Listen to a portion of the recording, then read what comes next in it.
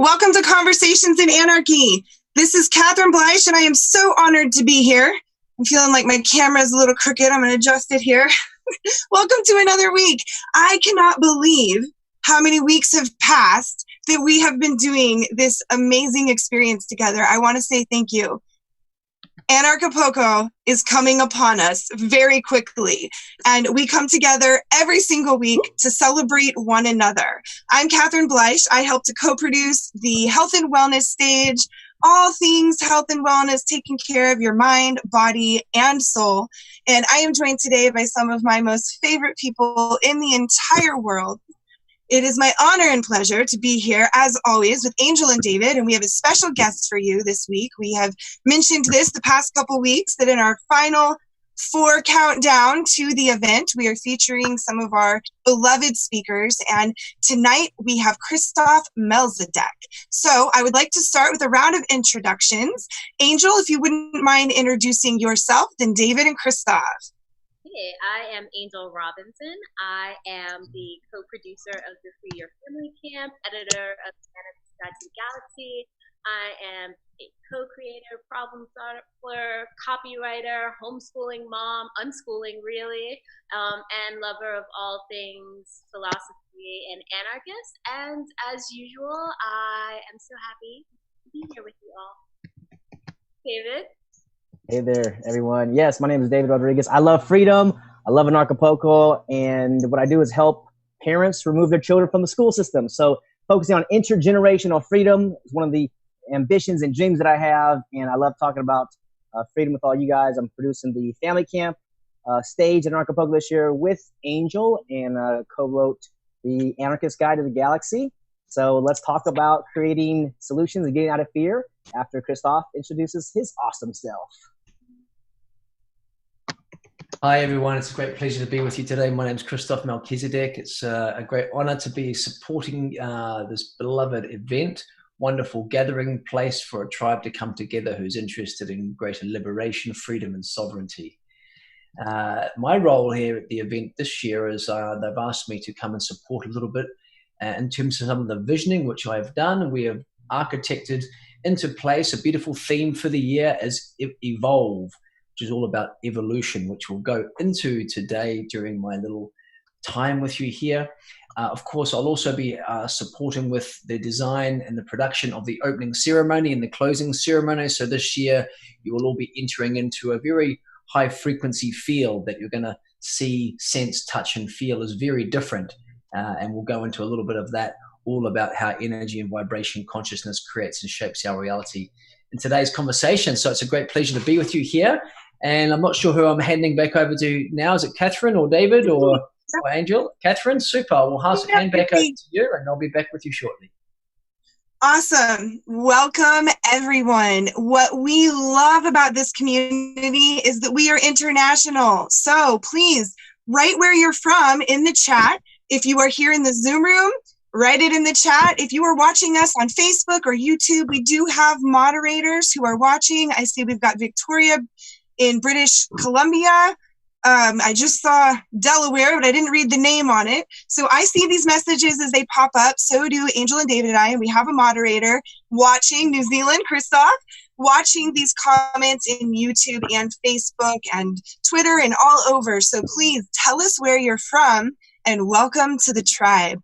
We've been holding this meeting once a week for Austin, Texas, Angel. For I think this might be episode 12, if I remember right. It has been a really long time that we've been coming together. And this is one of the coolest things I've ever been a part of leading up to an event, because Anarchapulco is an amazing experience. You get to be with one another in the flesh, rubbing shoulders. The vibe is high, and we've been creating that online. The purpose of this is so that we can come together and start raising the vibe right now, so that when we arrive, we can just embrace each other in big, loving hugs.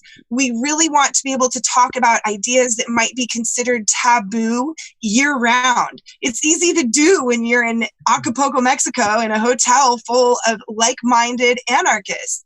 But what happens when you're at home? So this is the space for us to come together and to have these conversations. And it's really important that we keep in mind the international capacity that we have, because we all have different backgrounds, we all come from different places, and we believe in nonviolent communication. So as I see someone with the abbreviation ACE, maybe there's a chat on top of it, it's figured out, there's a hand raise function in the chat. And the way we usually do these conversations is that myself and Angel and David, we have a discussion prompt and we talk for a little bit, and then we open the room, we open the floor for people to conversate. If you're in the Zoom, there is a raise your hand function. I can see that, and that lets me know that you have something to say. So right now, we're not going to be calling people in, but we will be in the future. Make sure to use that raise your hand function then, or leave a comment in the chat.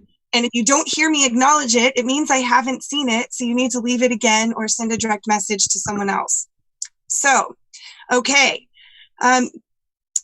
Don't worry about being shy. You don't have to have your camera on, but we love it when you do. It helps us to get to know each other and to really have that family feeling. So if you're in the Zoom room, I encourage you to turn on your camera.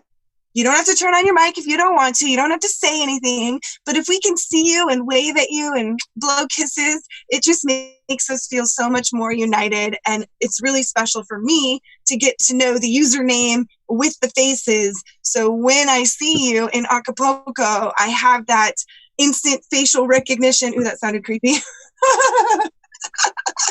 But you know what I mean, the non-creepy facial recognition, the human kind, the connection of the soul kind, and I can run up and hug you because we've been spending all this time together. So with that in mind, if you do want to speak up, use that raise your hand function. We want to keep our questions and comments on topic. So this today is going to be a really awesome conversation because we're going to be talking all about the evolution of humankind. And with one of the most amazing people who I've ever met, Christof has the ability to really raise the vibe. And honestly, guys, today I was feeling a little low vibe. And so I've been wanting to soak up some of his energy, not to be a vampire. I hope it doesn't come off that way, but you know, high vibes are contagious and I'm needing that today. So this is going to be a really, really cool day.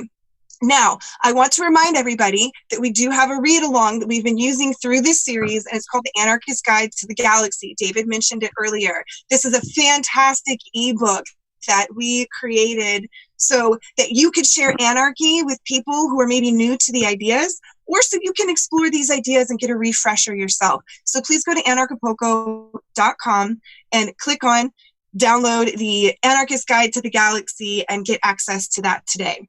So with all of that being said, today is a really special day because, as I mentioned, our special guest Christof is here. Last year on the Health and Wellness Stage, he came, I think directly, correct me if I'm wrong, Christof, but I think you came directly from the main stage and you walked with this huge pack of people that just followed him into the room. It was wall to wall, standing room only. People were just enamored with you, Christof. So I am so excited that you are coming back again, that you are participating, and that you are here with us today. So let's get the conversation started. You were a big part of helping to design our theme for this year, which is evolve. Would you mind talking to us about evolution, evolve, what this word means to you and how it affects us as anarchists? Absolutely. Thank you for that beautiful introduction. It's very sweet of you. So yes, I did get involved this year at some of the request of the production team to bring a little bit of that kind of frequency and energy and vibration to get things evolving, hence the word. Evolution for me is all about understanding first and foremost that if you want to change the world, you must first change yourself on the inside. Everything that we are holding inside of our field, in terms of our bioenergy field, the consciousness that streams through it from our spirit, and our DNA, which is the codex, which creates and shapes our reality, is really this alignment which creates and shapes the world. We're like these little movie projectors that are projecting the combination of consciousness, bioenergy field, and DNA out into the world. So quite often, what we're obviously exploring or experiencing the world, what we're perceiving sometimes puts us into a little bit of a spiral, which can create a little bit of frustration or anger or worry, where you're seeing there's a lot of things going on in the world that aren't quite right, that are a lot of control and hierarchy. Now, the first thing to recognize is that this is all simply part of a great evolution in consciousness. Every great eon of time, every great 26,000 year cycle has a particular codex, has a particular frequency and consciousness that creates and populates the reality in the world. We've just come out of an eon of time which has all been about hierarchy. It's been about the patriarchy, hierarchy, and even the geometry that has held it together. The flower of life has been without its kind of support system all the way through to source. It did not have a connection all the way through to source. This particular eon of time, which we've just come into and spending more and more time in these next 2,000 years, is bringing through a balance of energy, frequency, and consciousness, of the balance of the feminine and the masculine together. Therefore, if you can imagine, everything that was built in this last eon of time has been built upon hierarchy, because that was the organizing energy system of that eon of time. We are now transitioning into a different eon of time, which many of you may be aware, many of the indigenous cultures have often prophesied to be a golden eon. And we are set to be within this stream of consciousness for the next 2,000 years. We're at the very, very beginning part of it. This is a long time stream we will be entering into. And this particular frequency, energy, consciousness, which we as humans are residing in, is like a new broadcast signal. And like any point of transition, the old has to crumble for the new to be built. And this is exactly where we're at right now as a species, and with the having to deal with the mess that we've created because of the creations that were born in a time of hierarchy. So what we're seeing now is the shuddering, the shaking, the winding down of this old system built upon this old frequency, and the starting point of the establishment of a new set of governance organizational systems for our planet and species. As anarchists, I feel that the most important piece now is our own personal evolution. Hence, we came up with the title for the theme this year, Evolve. Your own evolution really sings and speaks into your ability to raise your own vibration, expand your consciousness, to become more aware and to be responsible for the creation that you create and the experience that you have. There's a very simple saying to make it simple. What you focus on is what you get. If you're constantly looking for what is wrong, you will experience what is wrong.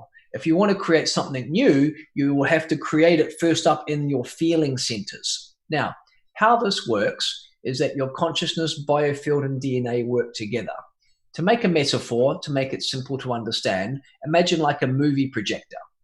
And that movie projector is playing out onto the movie screen. And you're seeing the screen, and it's full of war, it's full of sickness, it's full of indoctrination, it's full of all these things that we're observing in the world. And if we keep looking at the screen, we keep going up to the screen and to the external, trying to change the screen, we're not going to get anywhere, because the real origin of all of it sits in, of course, the movie projector. Now, as humans, we are all little movie projectors creating this reality together.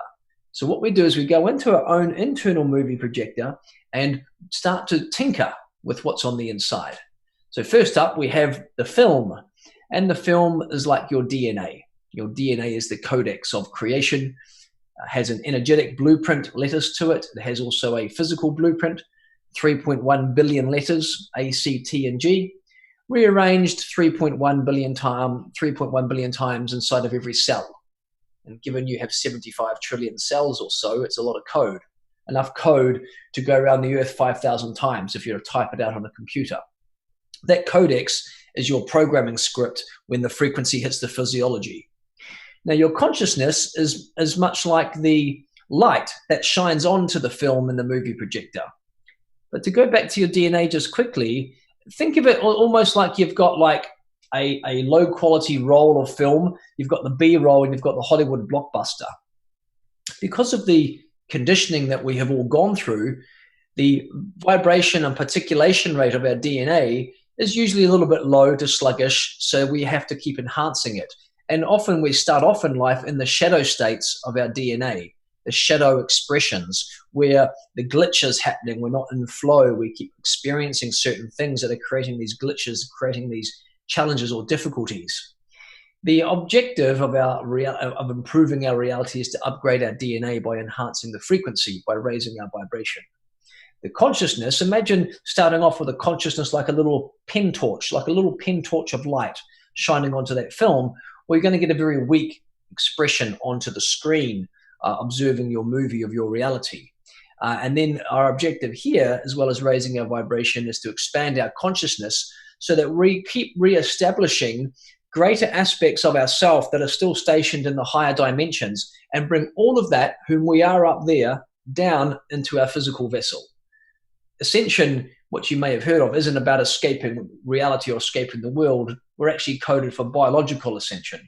It's about reuniting, reconnecting with the highest aspects of who we are, and circulating and bringing that down into our system so that we can see the bigger picture. You're no longer looking at life through a straw when you have a very small consciousness. So as you expand into a greater awareness, you move into observing you have a soul, you have a more of a eternal nature of yourself, where you are able to oversee many lifetimes of your expression. Then from that, you expand further into higher dimensions when you have an oversoul.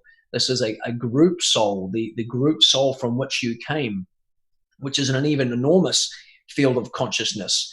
The soul acts as an intermediary for that, and you stop perceiving through the lens, the individuated lens of the soul, which views life like an I, and you start viewing the world like a we.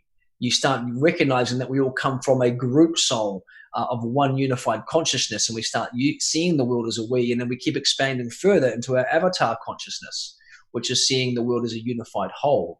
And humanity's great transition is to move from the individuated lens of the I to the more expanded sense of the we, the exploring the interconnectedness of all things.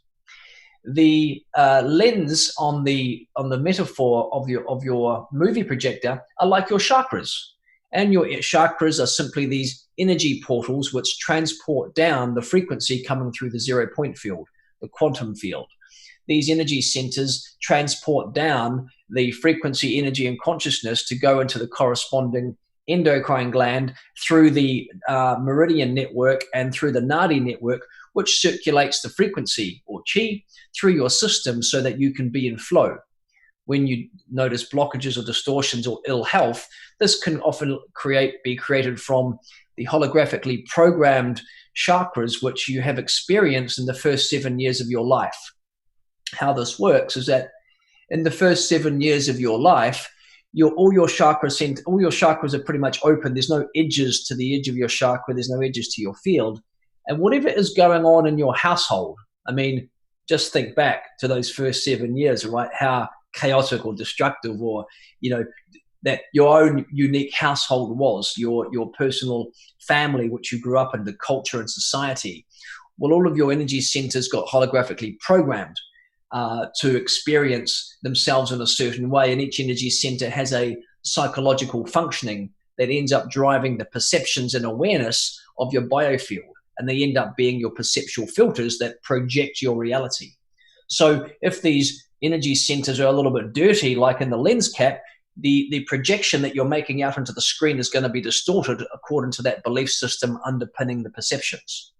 And so our own pathway to evolution and changing the external reality of all of the world starts with changing it inside of ourselves. As it is in us, so it is in the world.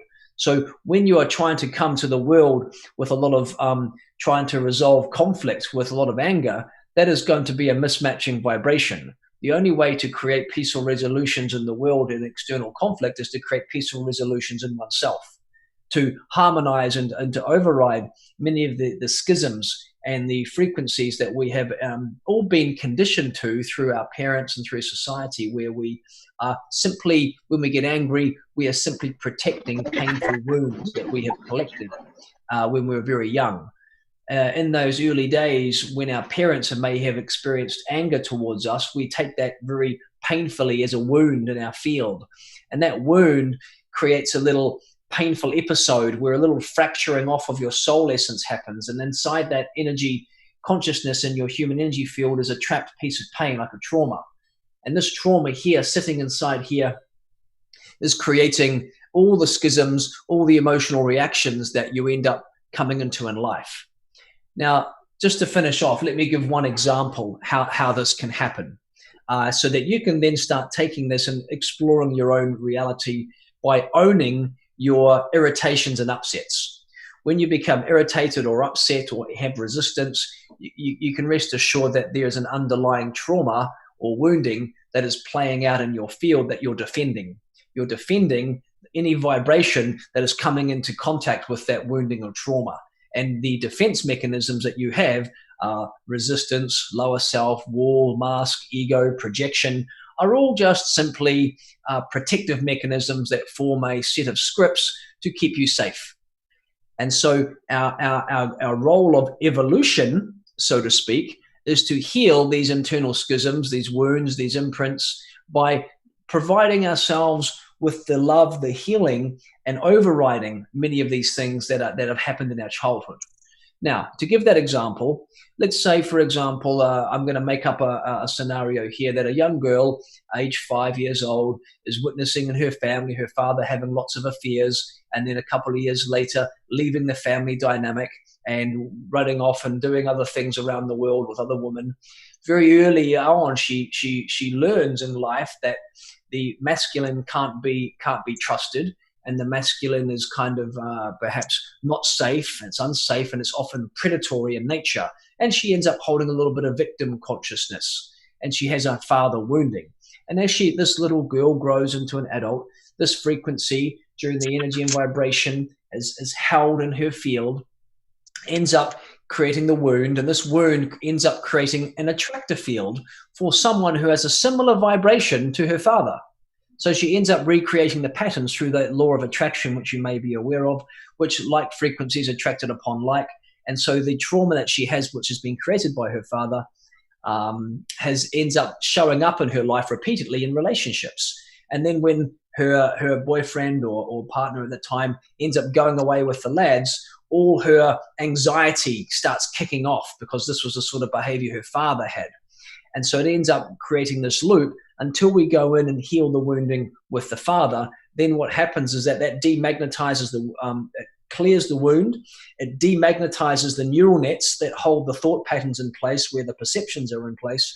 And she ends up creating new possibilities that are coming out of the void, new potentials, new partners start to materialize as she's no longer holding victim consciousness. And she then starts transcending that and starts entering into more of a sacred relationship.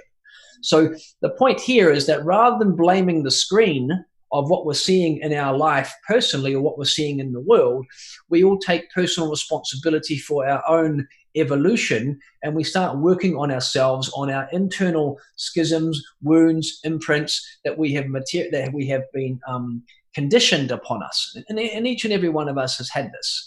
And then as your consciousness begins to grow, you're able to start seeing with a wider set of perceptions. You're able to start connecting with greater aspects of your consciousness and starting to see a wider picture of what's really happening in the world. Because if you're looking at what's wrong, there's also just as much going on in the world of what's right. And more people are coming into that who are wanting to do good things in the world, who are wanting to birth things in the world. And my greatest, request for you all who are feeling this in their hearts is that the most important thing you can do right now is to go on your own internal evolution, to raise your vibration and expand your consciousness. And then from that place, start to find inside you the pieces where you can put it together where all your life makes sense. Because each of you have come with a specific purpose. You've come with an incarnating purpose. A specific task which you're here to perform, to do, to give, to birth to the world, is to find the creative impulse inside of you that you wish to birth something. For all of us are creator gods, eternally connected to the creator. All of this creative process can happen very naturally, spontaneously when we find our alignments. And those alignments mean that we're connecting to our passions, our purpose, and our profession all line up, and our divine gifts just begin to activate, and the creative downloads as our frequency is able to start to attune to the faster wavelengths now coming to the planet, give us these creative gestalt leaps that give us the solution sets for the new systems, the new ways of being that are going to create in our community, in our families first and foremost, and then in our communities, and then in the wider world, a new way that we're going to organize ourselves based around the principles of love. So I'll take a moment to pause there because there was quite a bit coming through in that piece. So I wanted to give Christof, the opportunity to that was amazing. And then we can tune in from there what's next. Yes, absolutely. You brought up something that I would like to call attention to the group about traumas getting stuck in your chakras. There's a really great book. I don't know if you've heard of it, Christof, but I listened to this book when I was on a train ride from Texas to Missouri in 2017, right after I did my first ayahuasca retreat. A friend recommended The Untethered Soul by Michael Singer. And what Michael Singer suggests is exactly what you just said. And so if people want to dive deeper into this, I just want to throw this recommendation out there. He talks about how your chakras, something will happen, your heart will break, you'll your finances are in disarray, so your root chakra feels out, you have sexual trauma, so your second chakra is out of alignment. And he talks about how these traumas will actually like orbit around your energy center, and he gives some techniques for clearing them out through meditation. And I actually had an experience once I got to where I was going in St. Louis, Missouri. I got off the train, I was staying in a hotel, and I had already listened to the whole audiobook. It's pretty short. And I was meditating in the bathtub, and I actually felt a release in my solar plexus. And I was meditating on, it was one of the recommended meditations, and I was meditating in that space. And I had this like explosion come out of my solar plexus, and it went up to the top of my head and down to the bottom of my toes and out my fingers. And it was this huge energetic release. I mean, it was absolutely incredible. So I've had really good experiences with that.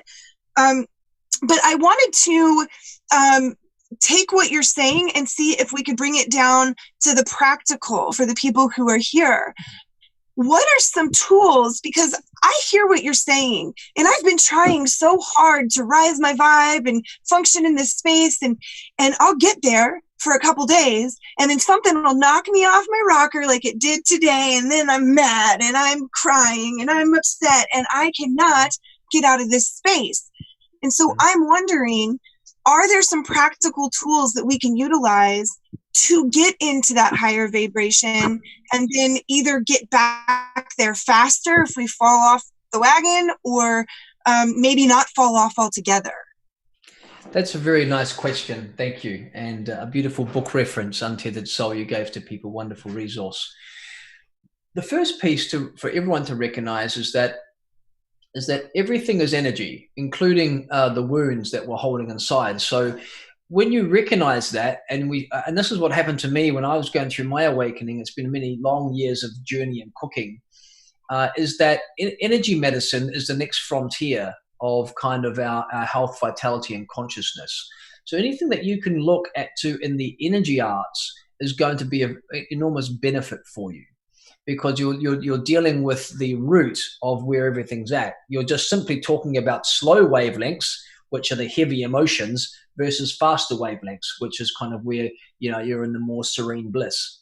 Now, in terms of your question in particular, you're asking, how can I have more stability in my life? Because it sounds to me where you're at right now, Catherine, is that you're having this kind of what I might call, you're riding the waves, right, of what's currently happening in the macro play out, because the planets and how they are all positioned, each planet has a particular frequency and archetype.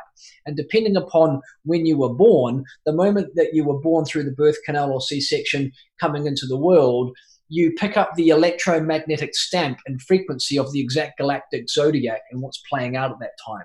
So your own unique biology and frequency and consciousness is very finely attuned to what is going on. And each of us has our own unique ways of responding to what the broadcast is of the stars and the planets and those alignments. So whatever's, for example, we just went through a squeeze that was kind of, around the 10th and 11th of January. We went through a lunar eclipse, and we had Saturn conjunct in Pluto, which is usually meaning that very deep aspects of our unconscious mind are going to be pulled up to the surface. So These are all done, all for the purposes of clearing.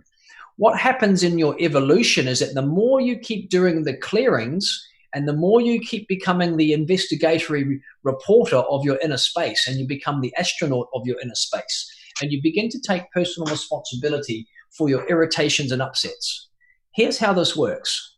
You're always going to be, in the waves, so that when the waves are expanded, you feel great. When the waves are contracted, you feel depressed. And you end up moving between these two things. And what ends up happening is you can't get any traction in manifesting the reality that you want, because your vibrational set point is not stable enough or high enough to be able to manifest the timeline realities that you're looking to pull yourself together and get a lock on in the astral plane. You have to hold the frequency of your intention at a high enough frequency for a long enough period of time so that the astral plane can build out the templates to bring towards you the synchronicity. To bring synchronicity towards you, you have to be in flow. To be in flow, you have to be in coherence. Coherence is this unification of heart, mind together. Now, I'll give you a very excellent kind of morning routine that you can do, and you can download it from my website. Just opt into my website, christof.love, and you'll be sent an audio meditation. And that audio meditation is designed to get you into that flow state in the morning. So, number one, develop a morning practice where you get up in the morning and you set your vibrational frequency for your day. Because you're going to be in either two states of being. You're either going to allow existence to exert its intent on you, or you're going to create your field to be in a way where you're going to take your intention and create it on existence. In order to do that, you have to set your field up in a vibrational state where you are in coherence. So in that morning ritual meditation, it takes you through aligning your energy centers, aligning your intention, setting a vision for the reality you want to create, matching your emotions and vibrational frequency to that vision, and then bringing you into coherence, which allows you to go into flow. Because when you're in flow, you're in synchronicity with the harmonic flow of time. The harmonic flow of time can only be entered through the frequency of love. If you are living in the state of mind, you are out of the harmonic flow of time, and you are, 30 seconds late for the bus rather than just on time. So everything in your life just works far more effortlessly when you're in that flow state of love. And the only way you can bring yourself into the flow state of love in the beginning, or even through your journey, is by being ruthlessly dedicated to your morning practice, by building up that frequency and living from here, by building up the field of energy around your heart. And that's what people felt last year. I mean, I'm pretty sure that a lot of people on the main stage didn't really have any idea what I was talking about. I was talking about some pretty big galactic picture things, but they felt the energy, right? They felt the love. And so that's what they followed into the room. And that's what will happen in your life. You'll become the Pied Piper of your projects, because your frequency and consciousness are holding a high harmonic frequency and set point of unconditional love that creates the attractor field that comes into your life like a tractor beam that creates the synchronicity. And when you align your life more fully to natural law, and you study natural law, and you come into adjusting your behaviors and values according to natural law, you'll begin to manifest very well when you operate from that field of unconditional love, service to others, and identifying that everything is unified, and I am a microcosm of the macrocosm, and everything that I am thinking, feeling, and doing is having a ripple effect, is imprint in the matrix for all of time. And I need to take personal responsibility for my own heart, my thought forms, my intentions, and birth them very consciously into the world if I want to create the world to be a new place. Now, what the next step is that once you've anchored into a good vibrational set point for your day, then what you do is that you become the observer of your reality, so that you become almost like simultaneously the movie actor and the movie director. What I mean by that is that you become observing of your reality, not just in it. So that when someone triggers you and you get triggered by someone, so I'll just ask all of you to take a moment and think back to the last time that you were triggered. Has everyone got like an idea where your thoughts just kind of went somewhere and you went triggered into someone? just type, just write a little something. And by triggered, I just want to be clear, when you say triggered, you're talking fear, anger, frustration, any of these kind of like negative vibes. Exactly. So pissed off, angry, resistant, full of anxiety, worry, having a lot of looping thoughts about a person because they've said or done something to you. Has everyone got something in mind? Because what we can do together is we're going to reverse engineer that, and we're going to take it, we're going to help you fight, we're going to take it back to the root, because the thoughts and the feelings that you're having are just the surface layer. And by reversing it back, you can actually start to see this trigger as an opportunity for growth. That's the first thing. To recognize, hang on, it isn't the person that is actually the issue. It's something inside of me that this person has triggered. And this is an opportunity for me to grow. Now, if I can remove myself from the situation and expand, I'm going to use this as an opportunity to investigate actually what this is really about. So underneath the thoughts and the feelings, there's going to be a belief. This belief has been programmed into you and conditioned into you. You came into the world in this when you were conceived. The first layer of conditioning happens when you're in your mother's womb. What happens is that the emotional frequency that your mother is feeling in her relationship with your father, and all the energies and the emotions that are going on in that relationship, if it's very loving, you're going to be growing. The first frequency to hit your physiology, the frequency hits the physiology, and those first cells is either going to coach you with love or it's going to coach you with fear. And then that fear is that it creates a belief that the world is not safe. And you end up living life on high alert. And let's face it, many of our families that we dropped into weren't exactly in high levels of coherence. Okay, they're most likely there was a lot of challenges and issues in the relationship, and so right from the time we're in the womb, we're on the back foot. So we have to, take personal responsibility and recognize that we need to be cleaning ourselves. And so what happens is that the belief has been created from something, either a direct trauma or an unmet need. So for an unmet need, for example, it's not what happened to you as a child, it's what did not happen to you. Because bearing in mind, we are attempting to bring children into the world with love-based consciousness. And that unconditional love, which they live and grow in each day, allows them to relax and not be on high alert, and being able to know that the world's a safe place and relationships are kind and considerate. And the first 1 year of life, the first energy center starts coming online. It's all about their perceptions of safety and survival in the world. So if you're born as a soul into a family, what happens is that if that family has a lot of aggression in the household, that soul's consciousness will not incarnate down deeply into the body, into the physical vessel of the child. The young baby's consciousness is still all the way up there, and you can see it in their eyes. They're very discombobulated. Their consciousness doesn't feel safe enough to ground in, and then it won't ground that first chord into the earth. So therefore, they have a belief very early, the world is not safe. And what happens then is that all of your life as a human, we're expected to dance into the unknown. We are expected to follow our heart, they say. But when your heart leads you into the unknown and you never feel safe in the unknown, you have a miscongruent belief system. You're not going to go there. You're going to revert back to what is safe. So you end up never following your heart's destiny because you don't feel safe enough in the unknown space because of that early conditioning that's been programmed and imprinted into the first energy center.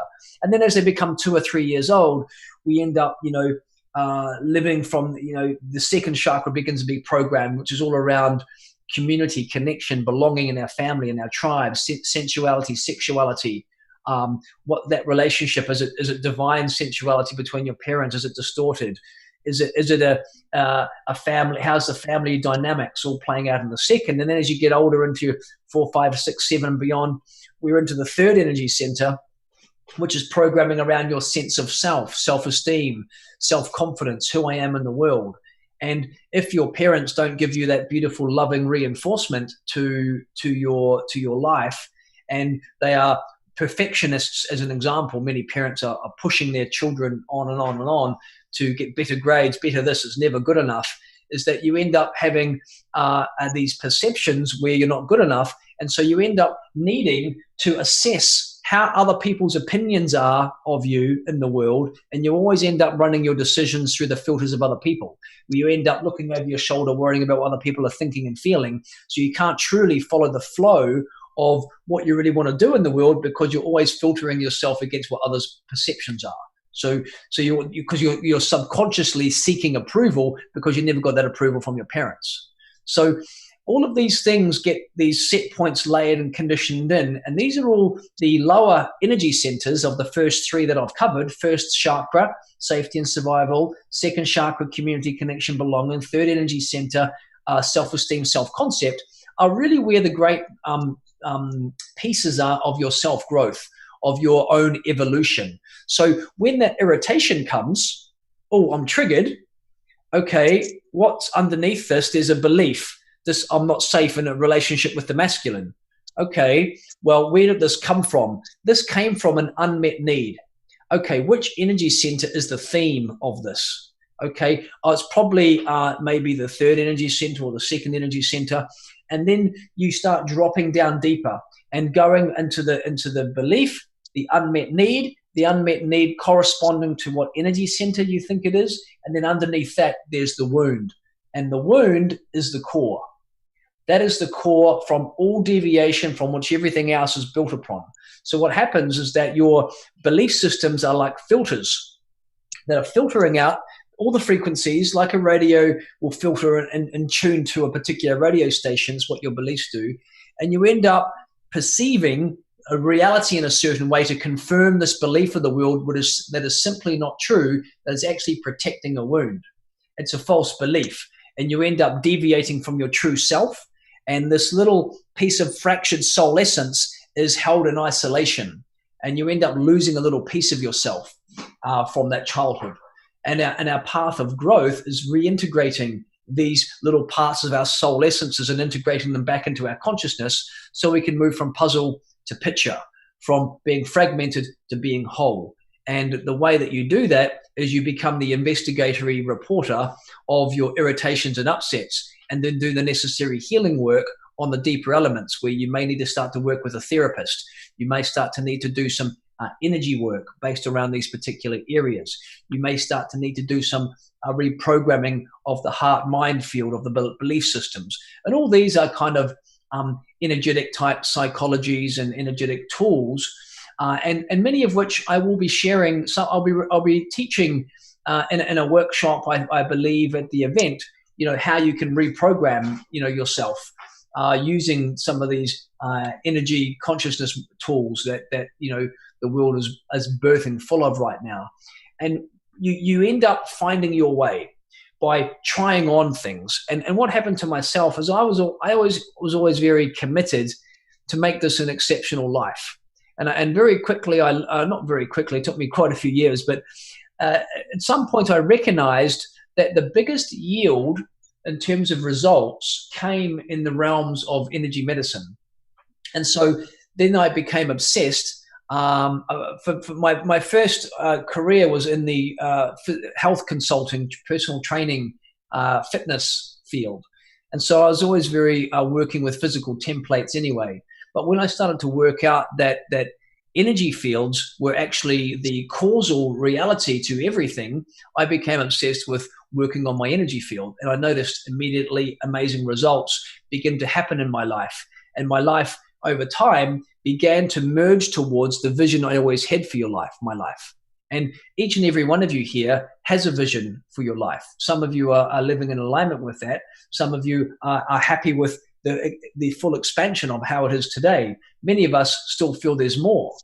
And the path to experiencing that more is first experiencing it by going inside, clearing up the vibrational misalignments and misattunements to support the creative process, which comes from the divine spark that we have connected to ourselves, comes through the dimension of our hara, which is the dimension of intentionality, wells up to the highest levels of our bioenergy field, and then is broadcast into existence. That then sets an attractive field for all those who are going to be drawn towards us to create it.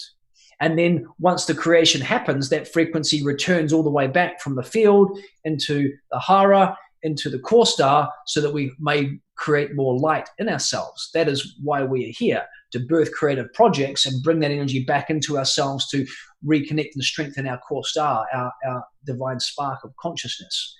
When there are misalignments in that process, the way that frequency and energy moves is what creates distortions in our creative process. The way that you repair and heal those miasms in the creative process is by doing the inner work. And the inner work is by setting up your field in the morning, entering into a daily practice, observing your triggers, irritations, and upsets, and then reverse engineering it back to the wound and starting to enter into the clearing processes. When you do more and more and more of that, you start to get centered. Now, what I mean by centered is that when you're centered and the wound is cleared, what happens is that the same person can say exactly the same thing, and that comment you see coming, it passes through you, and it doesn't even create a flitter. You don't even recognize that you used to be triggered by it, because there's nothing to bite onto now. There's no light vibration which is causing the irritation. There's no energetic defense repelling that energy the person has sent out, because the wound is clear. So when you ask me, this is a very long answer to your question, is that how can I become more smooth? How can I become more aligned and not so, wave up, wave down? How can I be in the ocean and not the waves? Is that you keep going through that process. You keep going and trust and know that the extremes will begin to mitigate and harmonize, so that you become into what Buddha calls the middle path. And that's the middle path of contentment. And when you live with contentment without expectation, that's important, because when you live with expectation, it can lead to disappointment, which has the corresponding emotion. And expectation is not how you manifest and co-create with the divine. You must be centered, holding an intention, letting go of the outcome, so that the co-creation can happen with the divine presence, with that intelligent field, not from our human perspective of how we think it should be, because then what's happening is that our thought forms end up collapsing the wave function of the particle, and we end up only creating the reality where our attention's going. When we hold neutrality and don't project thought forms, we allow the divine presence, that divine intelligence that runs through all things, to co-create with us in a far more exciting, expanded way than our human mind could ever come up with. So the path for you, Catherine, for everyone listening, is to keep working that process. Morning ritual, own my irritations, upsets, do the inner healing work, and over time you will become more and more in that field of centeredness, of centered, not run and governed by your mind and emotions, because they are expanding all over the place and contracting all over the place because of these wounds, and you end up living more smooth. And sure, it doesn't have the great ecstasy, but it doesn't have the depression either. It has the contentment, and you become very happy with what you have and not looking for what you don't have, because you recognize that the very things that you're trying to chase in your life, you already have emotionally and vibrationally inside of you. Because quite often when we're looking to have certain things, we're looking to go after it saying, oh, when I get this car, I'm going to feel a certain way about myself. Well, when you feel a certain way about yourself anyway, you lose the attachment and the need for the car. And therefore, correspondingly, it makes it easier to manifest anyway, because you lost the attachment to it. And usually our external things we're trying to create in our life are giving us the false illusion that when I get this thing, then I'm going to feel that. Well, that's not how it works. You feel that first, then you get the thing. This is like when people don't have money. When I get money, I'm going to feel safe. Well, you don't get money that way. You feel safe in the first place, because if you get caught up in anxiety and worry about your finances, you end up creating that exact experience. And the money is not going to take away that fear. That fear was conditioned into you from your first year or 2 years of life, in the way that you grew up in your family. And money is just the trigger point for you to feel that same frequency that you experienced when you were young. And so the work to obtain more money is not by chasing the money, it's by doing the inner work, removing the fear so that you feel still and centered no matter what's going on around you. There, from that place, you can start to create the attractive field to bring things towards you through your creative endeavors. I'll take a little break because that was a big discourse. I want to pop in and say something. I love listening to you talk. And what I notice about when you talk is that there is an incredible amount of certitude. And I think that's very interesting for a number of reasons. And I could ask a number of questions and go in different areas. But sorry, I missed that word, Angel. Did you say certitude? Certitude, yes. That's as in certainty? As in certainty. Oh, yeah, I like that. I never heard of the word certitude before. You give me a new one today. Awesome. It's a bit like servitude. Servitude and certitude go together. Yeah. And so what I'm thinking about is in my own evolution, and that's the theme here, is, when you're on the other side of something, it's so much, you look back and you wonder, how could I ever have been there?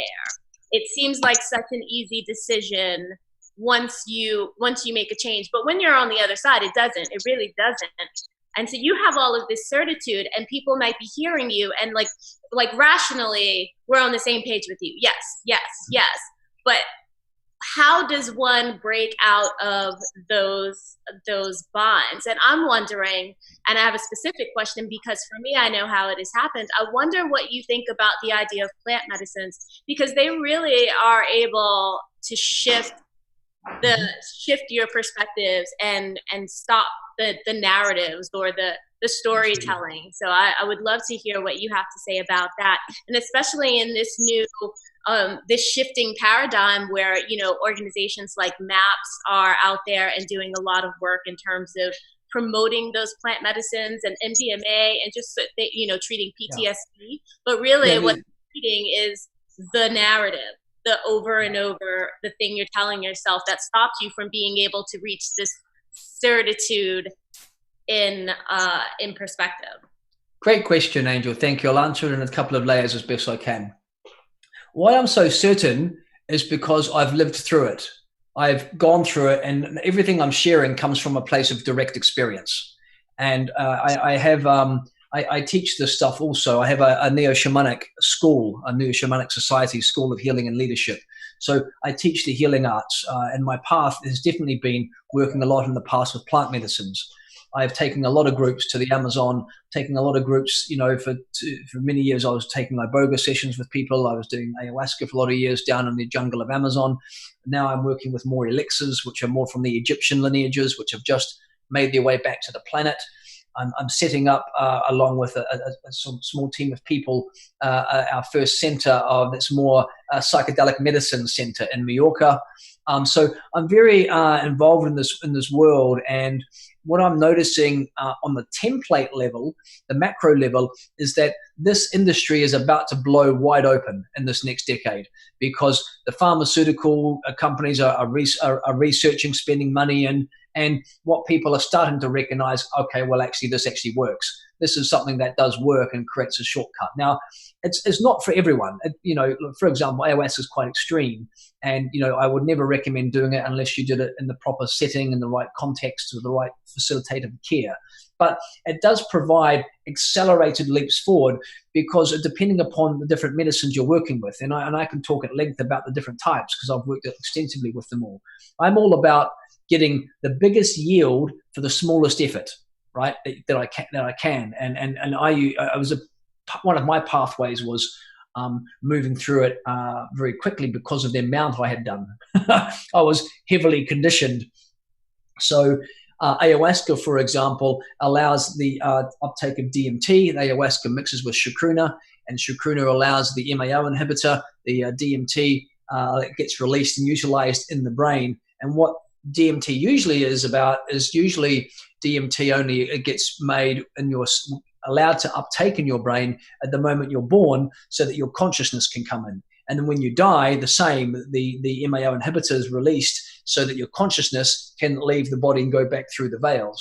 So when you take DMT, either through smoking DMT or you're taking ayahuasca, what's happening is allowing the veils to open and your consciousness to leave your body and have a more expanded viewpoint, so that you are able to see the patterns and everything what's going through. And ayahuasca has also got a very strong, powerful spirit connected to the experience. And she is a master teacher. And so she can go in and give you a direct revelation. She can clear up a lot of these wounds. And I would say ayahuasca is a bit like driving a bulldozer through your consciousness and just having a good cleanup. It's quite full on. Iboga, on the other hand, is equally powerful. And ayahuasca is a vine, so it really teaches you about going out. Well, iboga is a root, and it's all about going in. So it's like becoming that astronaut of your inner space and going into getting the root cause of the wound and pulling it out. So ayahuasca, for many people who are seeing duality in these types of things, ayahuasca is great because it teaches you about death, teaches you that there's life after death, that your consciousness continues to exist. Iboga helps prepare you for life because it's really about this plane, this dimension, and goes down to pull the root out. Now, while these types of things are fantastic and they are accelerants, they're not for everyone, but for those who feel drawn to it, if you want to go the fast route, I would say it's definitely a shortcut. They're like one of these little hacks that can be done. And part of the work that we're doing is we're bringing a lot of this more integrative care practices into clinics. And this is what the first one in Mallorca is about, to really bring this understanding of how we hold ceremonies and circles, and what I'm teaching at the Neo-Shamanic Society about how safe containers are held and how to teach someone to put the pieces together themselves. Too often I've seen in ayahuasca, people come away discombobulated and fragmented because crazy things happen in ceremonies and they can't make sense of it because there's no proper integration of the experience so that they can bring it back into their own lens. So in answer to your question, these are all useful tools, and it's a matter of experimentation for you all. There's no one path. There's the path that you choose, and you should choose path that's in your heart resonance that you're ready for, and you should experiment with it, because it's not for me to say what your path is. It's for me to just say, hey, here's a context of things you want to explore, but you want to live life through the path of the negation. Now I know what not to do.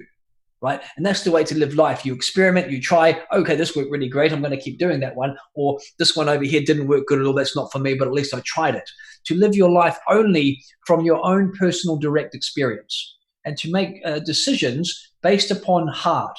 And so you can't analyze things too much, you just feel into it. And if you feel an expansion, you step into it. If you feel a contraction, you step away from it. And your emotions and your frequency become a compass for you, simply based upon expansion or contraction. And you can then tune into any timeline or potential reality and tune into that and feel into what is best for you.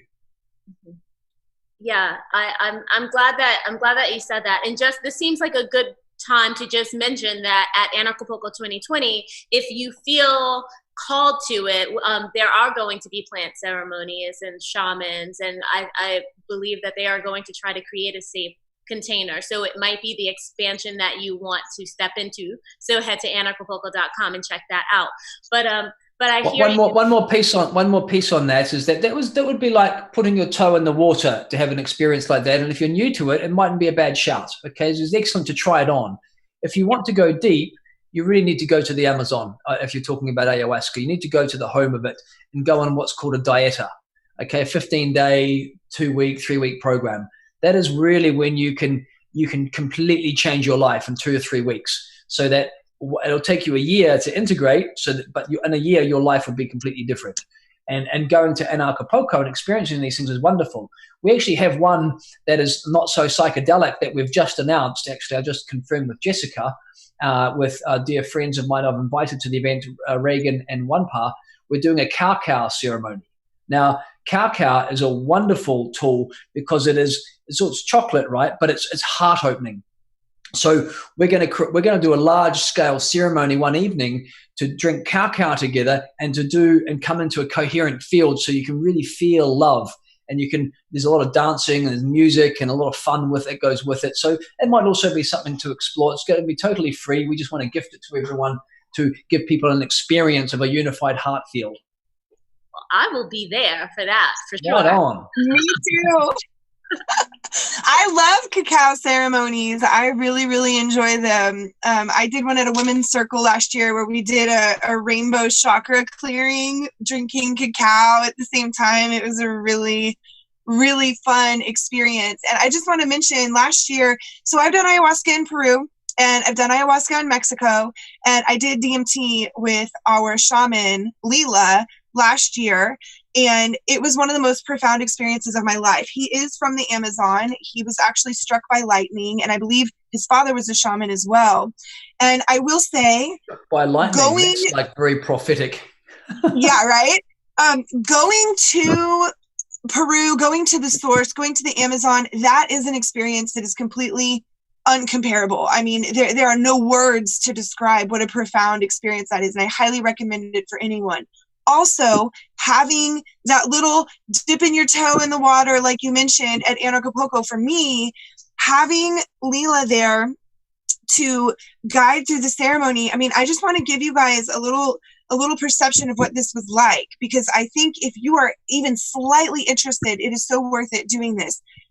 We were in a small group, and there were 4 shamans, and they started out playing the harp, and it was just so slow and beautiful, and we took the medicine, and then the music started to crescendo, and more instruments were added, and percussion was added, and singing was added, and by the time that we were peaking out, and I mean really, the lead shaman, he's like growling, and they're using all of this vibrational sound energy, and like I'm like dancing with it, my eyes are closed, and I'm like moving my body, and they're like shaking maracas right next to your ears. I mean, it was an immersive experience. It was incredible. So if you guys are interested in this at Anarchapulco, I highly recommend it. And what I appreciated is that it deepened, the music got softer, it ended with the harp, and then we had an integration circle, and we sat there and we talked and we communicated. And the beautiful thing about doing this at Anarchapulco is that we have our tribe, and we can go through the integration process together. We can talk about these things a month later, 6 months later, 8 months later. We can meet up a year later, and oh my gosh, you can't believe how much I changed. I mean, I thought I had a trip that didn't work on my last ayahuasca ceremony, because I was so annoyed by one of the shamans. Her voice drove me nuts, and there was another shaman who I wish was singing more, and I basically didn't trip. And the only message I got was I'm a control freak. And here I am a year later, and I realized that's exactly what I needed to know. I didn't need to have the psychedelic experience. I needed to see my control freak nature and really get into that. Now, I don't know that I've healed the wound of that, Christof, and I really appreciate this process that you Here's the thing with control. Here's the thing with control, right? We love to be in control, but we think we're in control. But the truth is we're not. We're completely not in control. Here's what happens is that when you don't trust existence, what you end up doing is that you end up managing existence yourself rather than allowing it to flow through you. And what ends up happening is that your vertical power column, which is your hara line, moves slightly backwards and starts to operate and activate your will centers. So some of you may or may not know, but your chakras, you have chakras at the front, which are your emotional centers, and chakras at the back. So your heart chakra 4A sits here, chakra 4B sits at the back. And the chakras that go up the back are your will centers. And so when your vertical power column goes backwards a little bit, you'll live with a bit more of a forcing current. And what happens is your third eye ends up projecting into the future to create the outcome that you want. And then through personal will, you will it into existence, which is quite tiring. So you end up first becoming attached to an outcome, and then you coerce it into happening. And this is where the irritations can come. Irritations come because it's not happening as your mind thinks it needs to happen. And so you end up becoming frustrated, and then you become disappointed because you end up with this triad of expectation, disappointment, blame. And so you end up, forcing things to happen. Whereas ideally, we want to come into the place where we completely trust existence. We completely trust that everything is run through our intentions, but we have to let go of the outcome, and we surrender, and we allow existence to flow through us. Now, these are intellectual concepts which are quite hard to put into motion just because you know about it. This is what we were saying before. The difference between the certainty I speak of is because I've embodied it. But it took quite a bit of overriding conditioning to get to that point. But the first thing is that you have to be aware of the pattern. Oh, yes, I'm projecting into the future and attached to the outcome, hence I'm in control, right? And what's that? Why am I in control? oh, I am in control because I don't trust existence. What is this really about? Well, I don't feel safe on the earth. Where does this come from? Oh yeah, okay. Well, my parents, they create a lot of fear in my upbringing. And it's not so important to get touched to the story, because what I see is I've done a lot of work with people who may clear certain things, but they end up recycling it because they get attached to the story of what created it, and it actually brings back in. So you have to let go of the story of what created it, be aware of the pattern, but don't recycle it, because you end up just recycling the energy and bring all of that back into your reality. You have to let go of it all. And then when that happens, you are able to live centered, without expectation, surrendered. And this is the different faces of intention, right? There's expected intention, there's forced intention, but then there's surrendered intention. There's effortless intention, which is just because you are working in harmonic resonance with the natural law and with unconditional love. Will you say those three again? Will you repeat those again? I'll just make some examples up. Yeah. So forced intention, expected intention, where you're trying to force it to happen, versus surrendered intention or effortless intention. Effortless intention, things happen through you. When you're living with forced intention, things happen because of you. The difference is that you are moving from, rowing your boat across the oceans to sailing your boat. And it's about, setting sail with the energies, holding intention. The higher frequency you hold and the bigger consciousness you can pull through, you end up like putting your lightning rod in the ground, and love and your field of love is the magnet, which draws towards you synchronicity that allows you to bring things into happening and creation. Beautiful. I have a question. You're dropping some nuggets and gems here. I appreciate that. Earlier, you talked about the incarnate purpose. And I think a lot of people, and some of the people on this, Zoom and watching later, they're looking for their purpose. And so for me, it's like spreading freedom and spreading empowerment, these kind of things. I'm curious, how did you find your purpose, or maybe share, if you can, share what that is, and then how other people can find that? Because I have heard, like, we come from some consciousness with a purpose and a mission, and we're born, and then we forget it, and then we got to rediscover this purpose or mission. And I'm curious what your thoughts are on that, and then how other people can find their mission, or how you found yours. Yeah, beautiful. It's a very well observed. That's exactly how it is. Before our consciousness came into physical form, we had meetings with various councils for the purpose of our soul growth. Our soul wants to keep growing to the point where we can eventually reunite with Source. How we do that is we clear all karma to Source. So we incarnate here into this third dimensional planet, this third density planet, because the opportunities for learning are so vast and great. It's the living library of the soul's experience. We can grow very, very quickly down here compared to up there, because things come and happen to us very quickly. Now, in terms of that incarnating purpose, yes, you are imbued with certain gifts and talents and frequencies which you can naturally be good at. But of course, in the great cosmic joke, everything is free will choice. So you can choose to live in alignment with these inherent gifts that you're given and a purpose that you're incarnated with, most of which you would probably recognize yourself when you're very young as a small child, certain frequencies and gifts and things that you are shining in. Or you can choose to live in accordance to the program script that was given to you from the cultural conditioning of society, your parents and families, that ended up deviating you from your causal, what I call your causal template. Your causal template is the fifth level of your human energy field, which is the more spiritual level that holds your spiritual blueprint. When you live in alignment with that, you are in alignment with what we call divine will. And divine will is that great architecting force, because there is a purpose and a plan that's happening right now in the great consciousness current, because we're having an experiment in duality down here in this density. And that experiment in duality requires to navigate deeply into the shadows so that you can come out of the light. Because without the law of polarity, how can you have love if you can't have fear? You wouldn't know actually you've got love if all you know is love and bliss. You wouldn't actually know any contrast to that. This is why polarity exists, so you can explore these different facets, and that's what Prime Creator did to know herself better, mother, father, energy consciousness that created everything, created all of these soul extensions of itself so that it can feed back through itself all of these different expressions and experiences that we're having and hosting. Now, of course, we end up deviated quite significantly from that as we start growing up, from our causal template, from our divine purpose.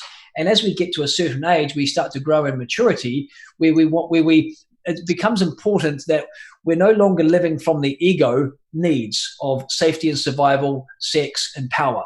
Okay, significance, money, all that starts to lose a little bit of hold on you at some point, and you're going to want to start to live with a little bit of purpose. And so you end up migrating from overcoming your ego wants and desires to living more in alignment with your soul needs. And your soul needs reside here in your high heart. This is the spot here. So I'm just going to ask each of you to take a moment to connect with your high heart, which is a couple of inches down from your clavicle. Just connect here. It's a golf ball sized ball of light. And this is your soul seat. This is the place where your longing resides. Your great incarnating purpose resides here. It's like it's a frequency of a compass to guide your way. And quite often this can become shrouded, this can become fragmented, this can become clouded through the pains and tribulations of human life. But as you start building in this a little bit more, you'll feel a divine a longing of what you're here to birth and create. So just keep working with that every morning to feel that guiding light. Now, how I've supported others into finding their purpose, you want to find that sweet spot where you're sovereign, living life on your own steam, where your professions, your purpose, and your passions all come together. Now, how do you find that peace, right? Because literally the first 15 years of your life weren't really yours to create, right? That was conditioning you received that got you into the game that you then had to overcome to find out who you truly are. So you have to undo all of that. Now, literally, what I find for most people is that rather than finding your life purpose as a thing I must do, consider it to be a frequency I must be. Okay? Who am I, that which I am? Because your sole purpose is to be a particular energetic signature so you can sing like a vibrational tunement, like a great symphony. Because when you sing that note as a vibrational signature of who you are at the core essence, you are already fulfilling your purpose.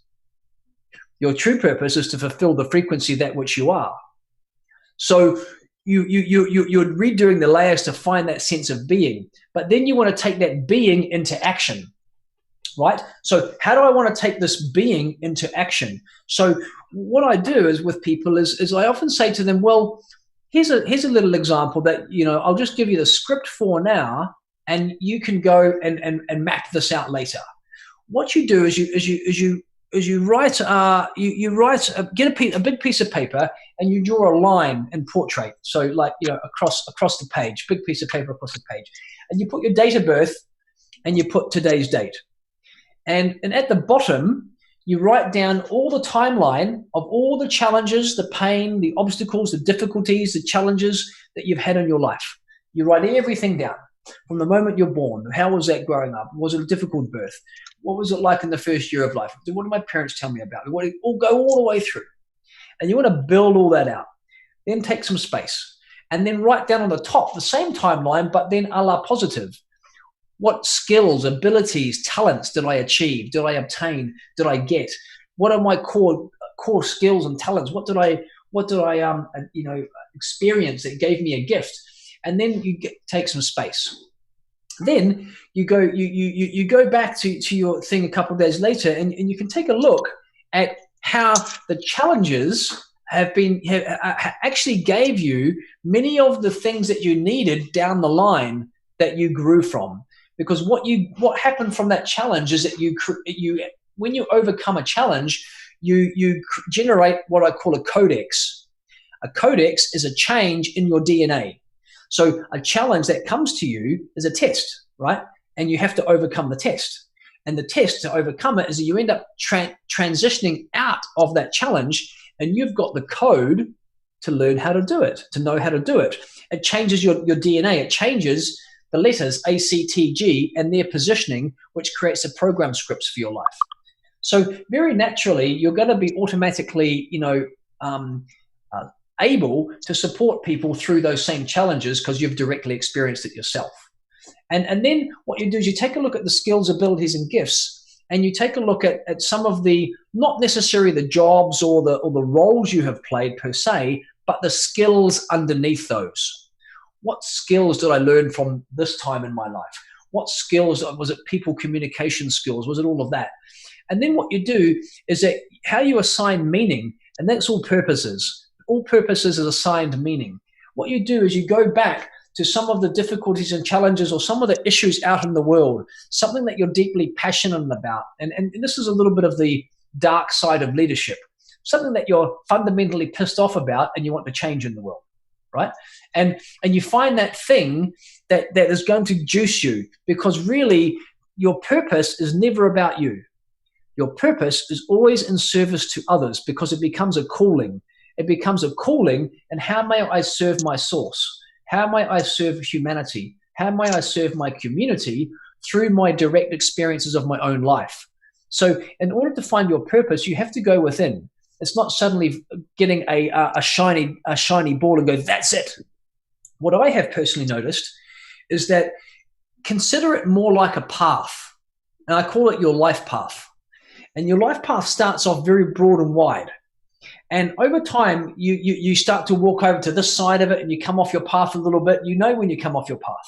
And then you come back into the middle a little bit, but you go over that way and you come off your path a little bit. And your intuition brings you back. And the place where you need to navigate to is joy. That's it. The frequency of joy. What brings you joy? And that, in fact, you would love it so much, you would do it for free. Okay, that's the energy you have to begin with. And you need to start doing it for free to begin with, because you come from that pure level of service. It comes from the pure altruistic motives. Okay, that's what it comes from, this pure intent. And it wells up inside of you, and you holy shit, I've got some passion. I'm passionate about something. I'm gonna bring this into my sense of being and doing. And what happens is that you end up saying no to other things which are clouding your path, because your life path isn't what you say yes to. More importantly, is what you say no to, because you can often get interrupted by other people's urgencies and emergencies. You end up jumping on their ship and suddenly you become a crew member. Well, you need to become captain of your own ship.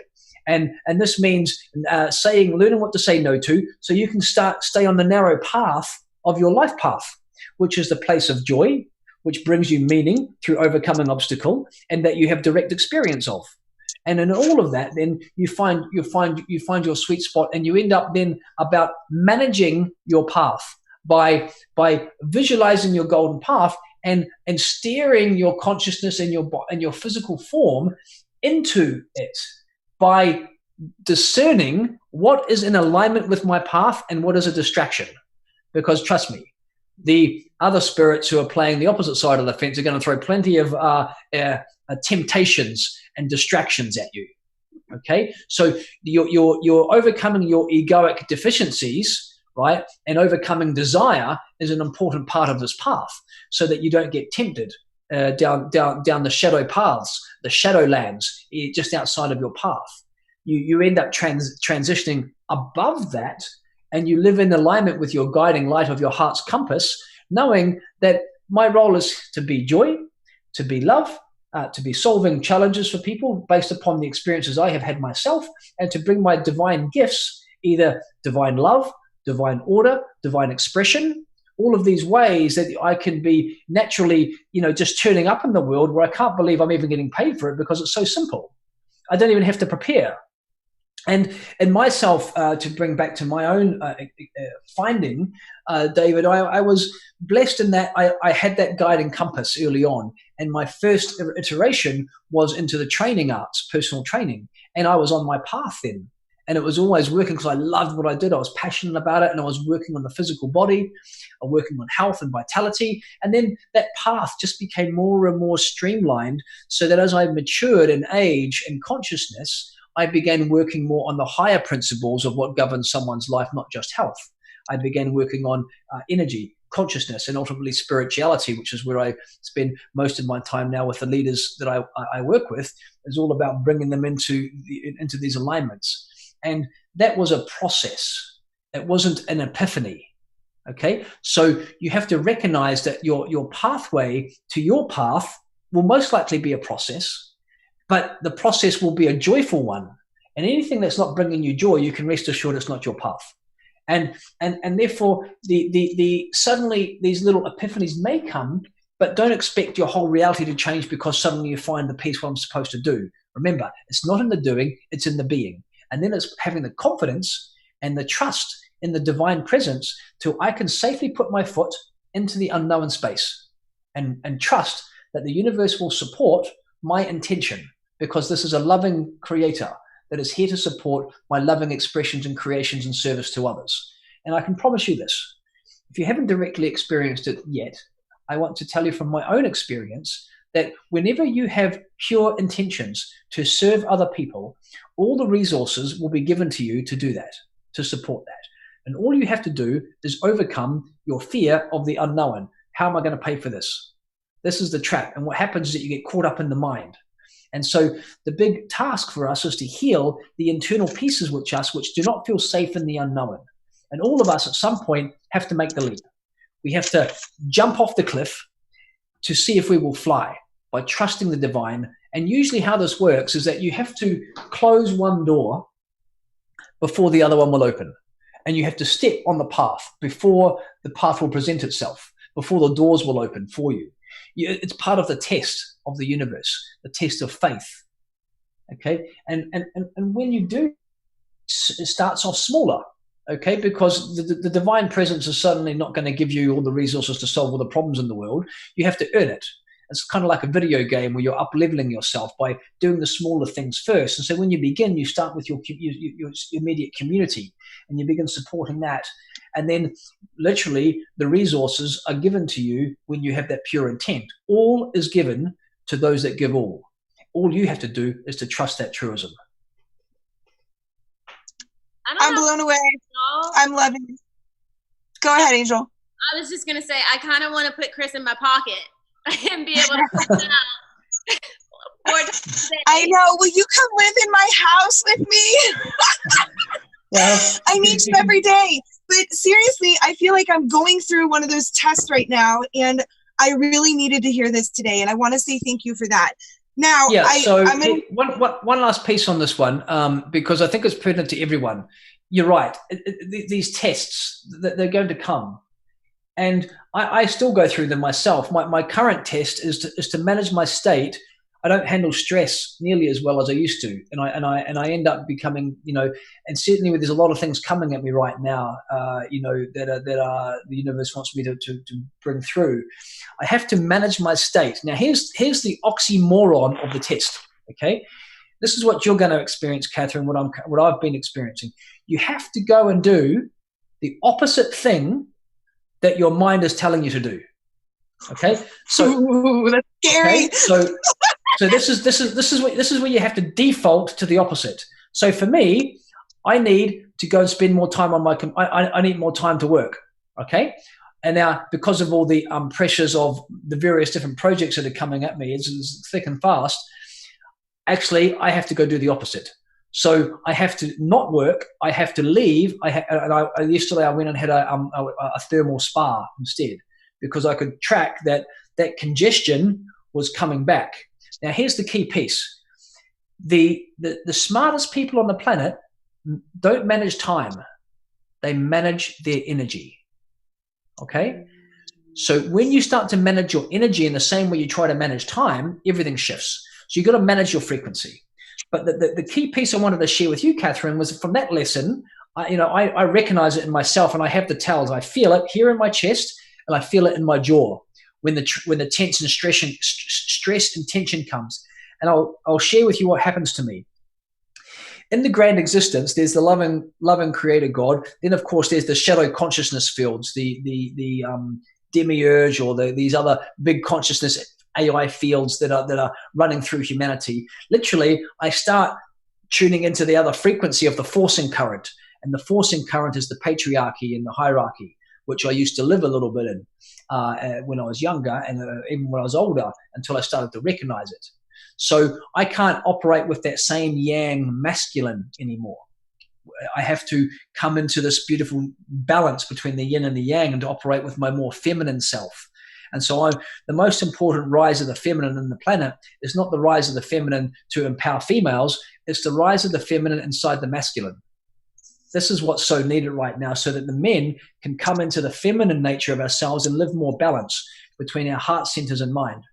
And I'm noticing myself, I have to go do the opposite and not work and to take more space. Now for you, what is the opposite for what you would need to do?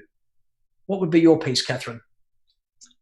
Oh gosh. Well, I'm in a custody situation, and basically I'm being asked to move to a city I don't want to live in and that I have no interest in being in. And I feel like I'm being forced to make a choice between access to my children or live the life that I was designed to live. And sometimes I trust that if I make a choice in alignment with my highest good, my kids are going to come to me when they're supposed to come back.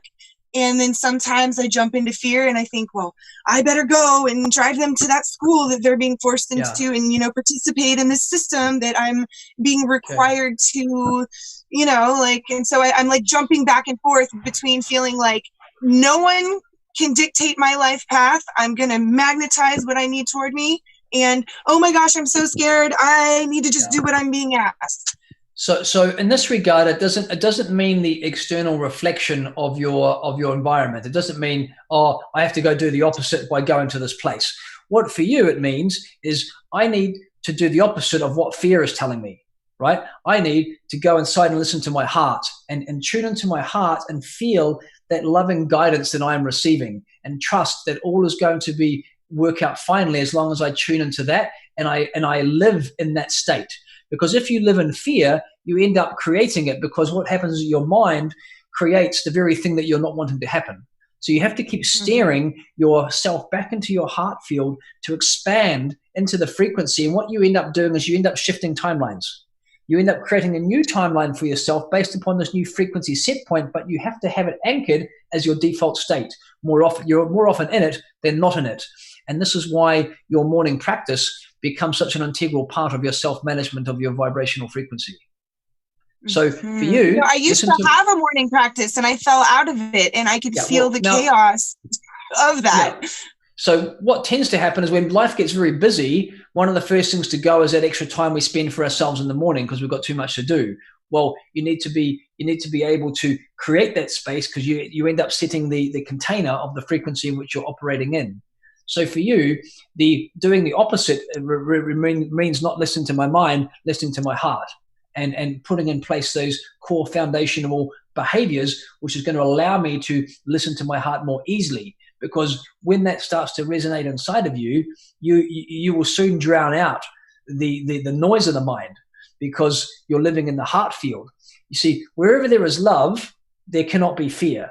But wherever there is fear, there cannot be love.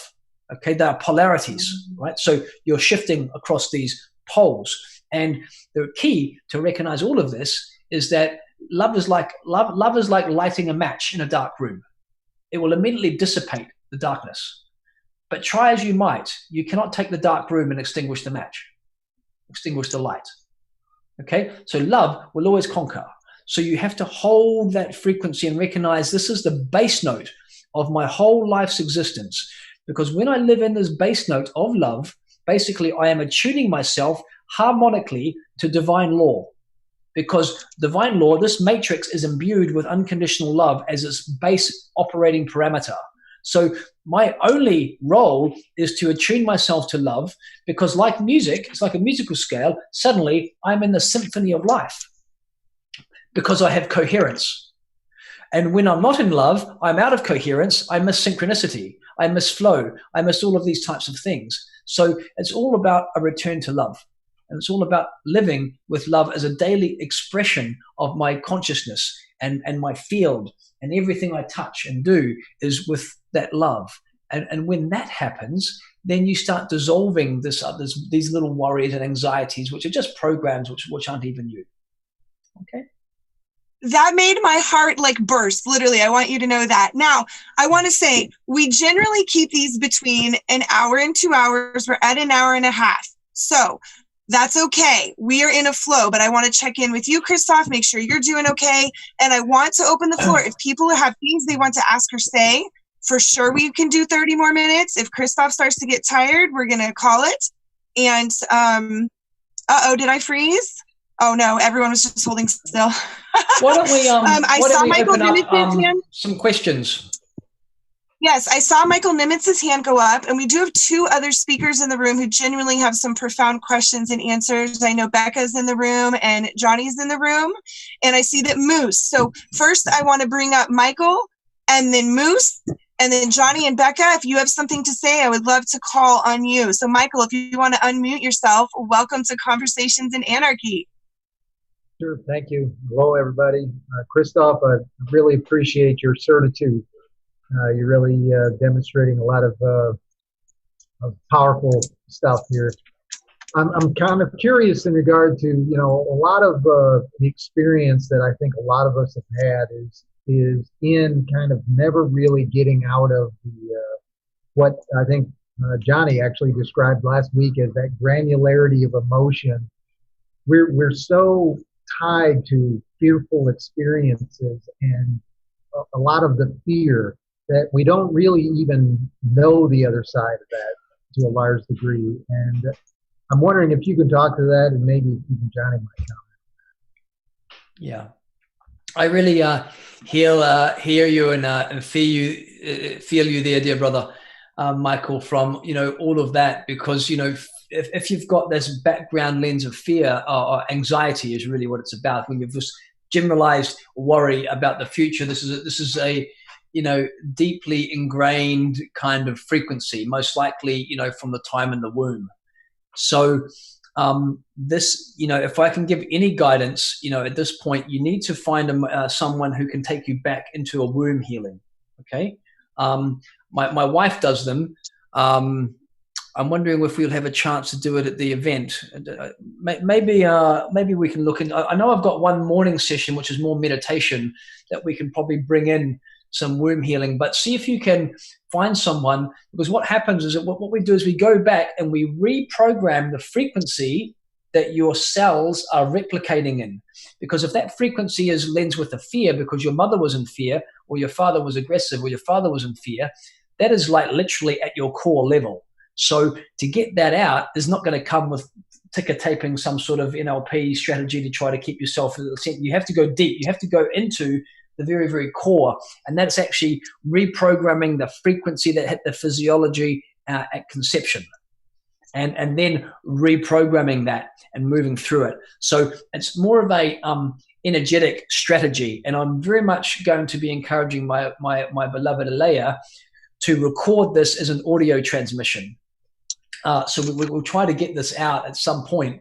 At the moment, it came to her when we were doing the elixirs. The elixirs are a alchemical substance that is just returned to the planet through 2 alchemists in our circle. And while she was on the elixirs doing ceremonies, she was shown how to do this. I'm sure there are other people who are doing similar things in womb clearing, healing work, but this might be an avenue for the deep fear that's creating, you know, generalized anxiety.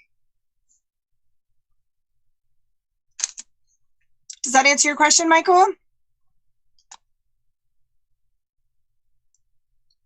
Okay, well, I don't know if we, yeah, I think you might be on mute if you're talking. Michael, you're on mute.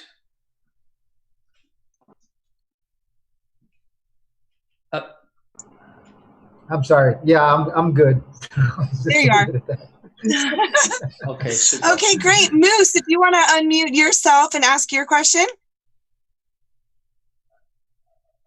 Yes, hello. Good evening, everybody.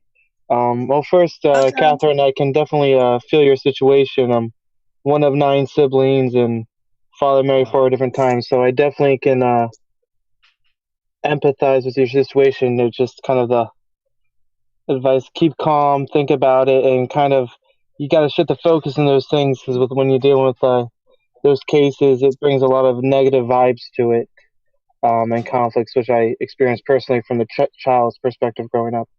But my actual question was, as we're going through the conversation and listening, even from the past and all the people talking and Christof here, is I think of, like, when you want to learn science, you watch nature.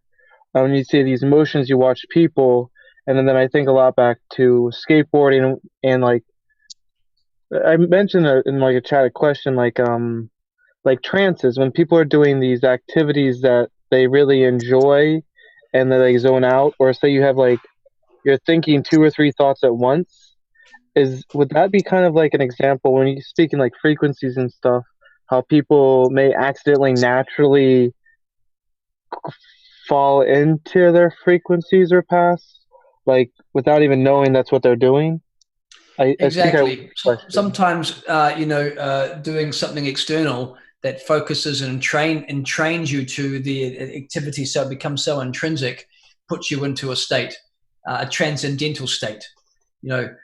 Trance, for example. There are many rituals or activities that can bring you into that state, where you can let go of everything. You become so entrenched into the moment that all the thoughts kind of disappear. I don't know if you're familiar with the work of Valerie Hunt, who is a researcher in consciousness, and she did these incredible experiments with dancers, and she wired them all up with the relevant physiological equipment that would test, heart rate, blood pressure, sweating, all the physical markers of what someone might be wanting to measure during exercise. And the dancer went in and performed an incredible piece, and the dancer was so intrinsically in the trance of it that she entered a transcendental state when basically all of her physiological markers, when she was at her peak moment of the most intricate part of the dance, all of her blood pressure, her breathing, her heart rate, all of that started to drop down to baseline when she was at the highest physical activity of expression. And what that shows me as someone who was really into that flow state, but receiving the consciousness, the frequency and energy from that quantum field, using that to sustain herself. So yes, absolutely, you can be entrenched into the moment of an activity, which brings you naturally into a state of coherence. So then, of course, the question is, what are the activities that you enjoy that bring you, Moose, into that state of coherence? For me, I like surfing, right? So surfing for me is a meditation. I count that as kind of, time out for myself. So it's just about finding those external things which bring you naturally to that state. Does that answer your question, Moose? Yes, thank you. That actually, very much makes a lot of sense, and I very much appreciate the answer. Thank you. You're so welcome. I mean, it's better than just to say yes. It's better to give you some context. For sure. I know I've entered that state before, and it's been a long time, but I used to enter that state when I played the saxophone. For me, my music would bring me there, and I don't really make a lot of music anymore. I play my singing bowls, and sometimes I think I kind of start reaching the ends of that, but I don't feel like I know that instrument well enough to get fully in the flow, so to speak.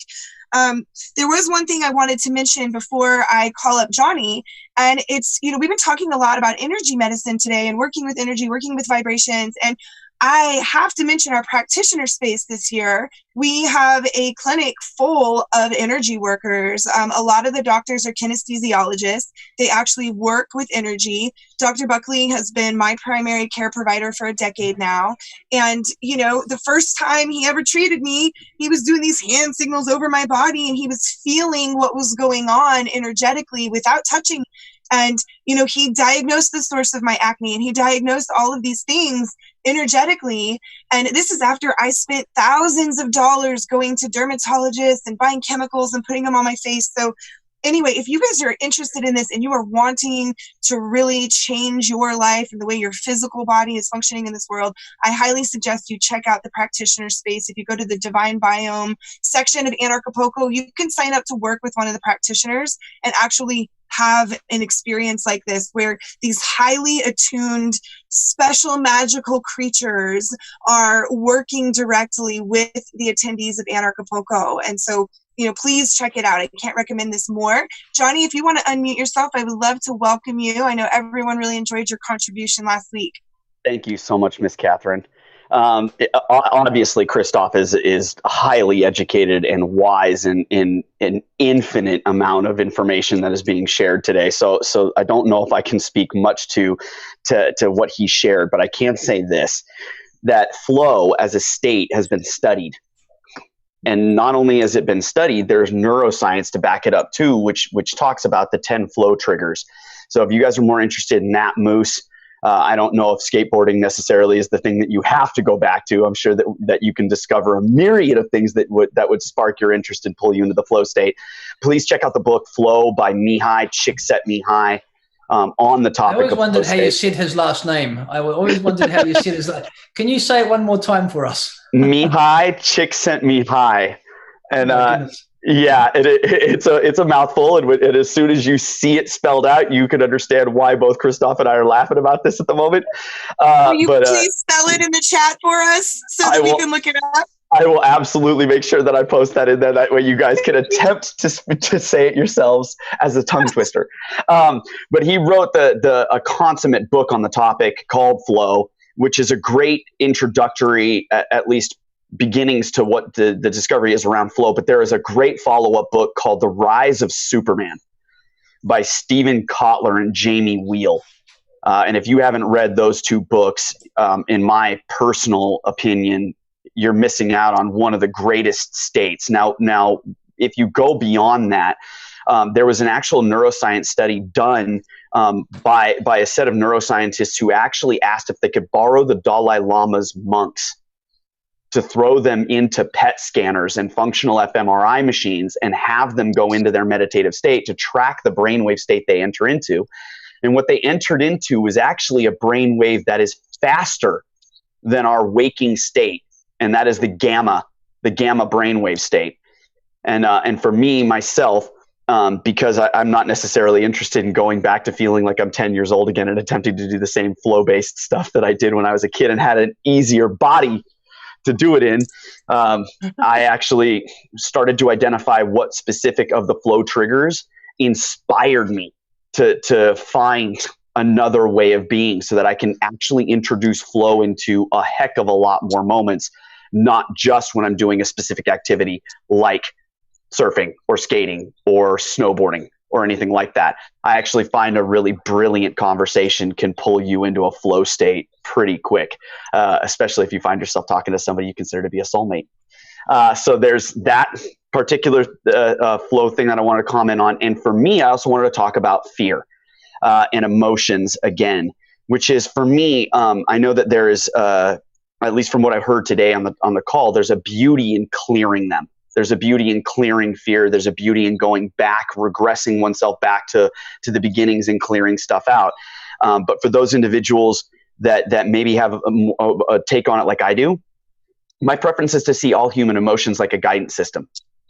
And so when a fear comes up for me, I explore it, I use it, I tap into it. I say, what's the boundary of this emotion? Why is there a fear coming up around a specific context? Is there around a specific intention? Is it around a specific person? Is it just something that I'm experiencing all the time, or do I only think I'm experiencing it all the time? And what about those moments when I might not be? And what are the characteristics that define these different kinds of moments? In order for me to use my emotions as a guidance system consciously to understand my subconscious, my unconscious, or what I think Christof called your other fields. These other fields that you're aware of but may not know how you're aware of them. And so for me, I don't get rid of fear quickly anymore. For me, I listen to it and I learn from it, and I want to explore, what does it have to teach me? what can I learn from it? And what I've discovered is the more I explore that, the more virtues I come in contact with, whether that's strength, trust, faith, courage, justice, transcendence, temperance, humility, acceptance, certitude, which was brought up earlier. There's all of these beautiful virtues that can be born from these emotions, whether they're positive or negative. As for me, they come from me, just a different one of me. And so because of my ability to parallel process, like a motherboard or a computer processor, I get an opportunity to explore the different realms of my own context in this sense of self with a little s, not the big S. For me, my experience is the big S self is infinite, and it is divine, and it is co-creation, and it has no problem with fear, and it has no problem with anger or sadness or shame or regret or guilt or anything else. It just is another dynamic experience in this human incarnation. But that is my limited take compared to Christof's amazing background. So just a couple of 2 cents from one person to another. Beautiful, Johnny. Thank you so much. Thank you, sir. Thank you, sir. I look forward to being in your beautiful company again when we reunite shortly in Mexico. Me as well. A lot of fun. Yeah. Me as well. I hope I get to stand in the same room as both of you. Seriously. Yeah. I need that moment. Can we make sure this happens? Yeah. I really do need this to happen. I'm so excited about this year's Anarchapulco. This is going to be great. Angel's in on it too. I'm bringing my family this year. My wife and kids are coming too, so this should be a lot of fun. So it'll be nice. My kids are coming too. So, Angel had mentioned earlier in the chat that there is a morning coffee chat. Is it one day or some days? I can see David. I don't know if you can nod or shake for me. Or is it one day or is it every morning? Might be one day for the family stage, where everyone can come together in the morning and mingle at the little coffee area. There's a playground for the kids and bring everyone together. And I think it would be really great if the Conversations in Anarchy crew came together at the coffee chat so that we had an opportunity to do this in real life. So I don't know if anyone wants to meet me there, but I would be great. What time is it? It's in the morning. I think it's at the same time as yoga one morning. Oh, yeah. So when the schedule's public, y'all will see it for sure. Now, Becca, I chatted her and I didn't see if she responded. If you are wanting to speak up, Becca, if you want to unmute yourself, I'm scrolling through all the images. There you are. Hi. Is there anything you want to chime in with? Well, it's such an honor to be in this conversation. I love that Anarchy and Anarchists are following this lead of spirit, because of course it's our dharma. We must find our dharmic path, our destiny path, and fulfill it so that we feel better. And I just like to point out that the time on the planet right now is when Gaia or Pachamama or the Earth Mother, however you want to see it, I personally feel like she's saying, okay, humans, this is the moment. This is your shining moment where you get to be your best selves and stop being slaves and stop being asleep and stop being drugged, all that stuff.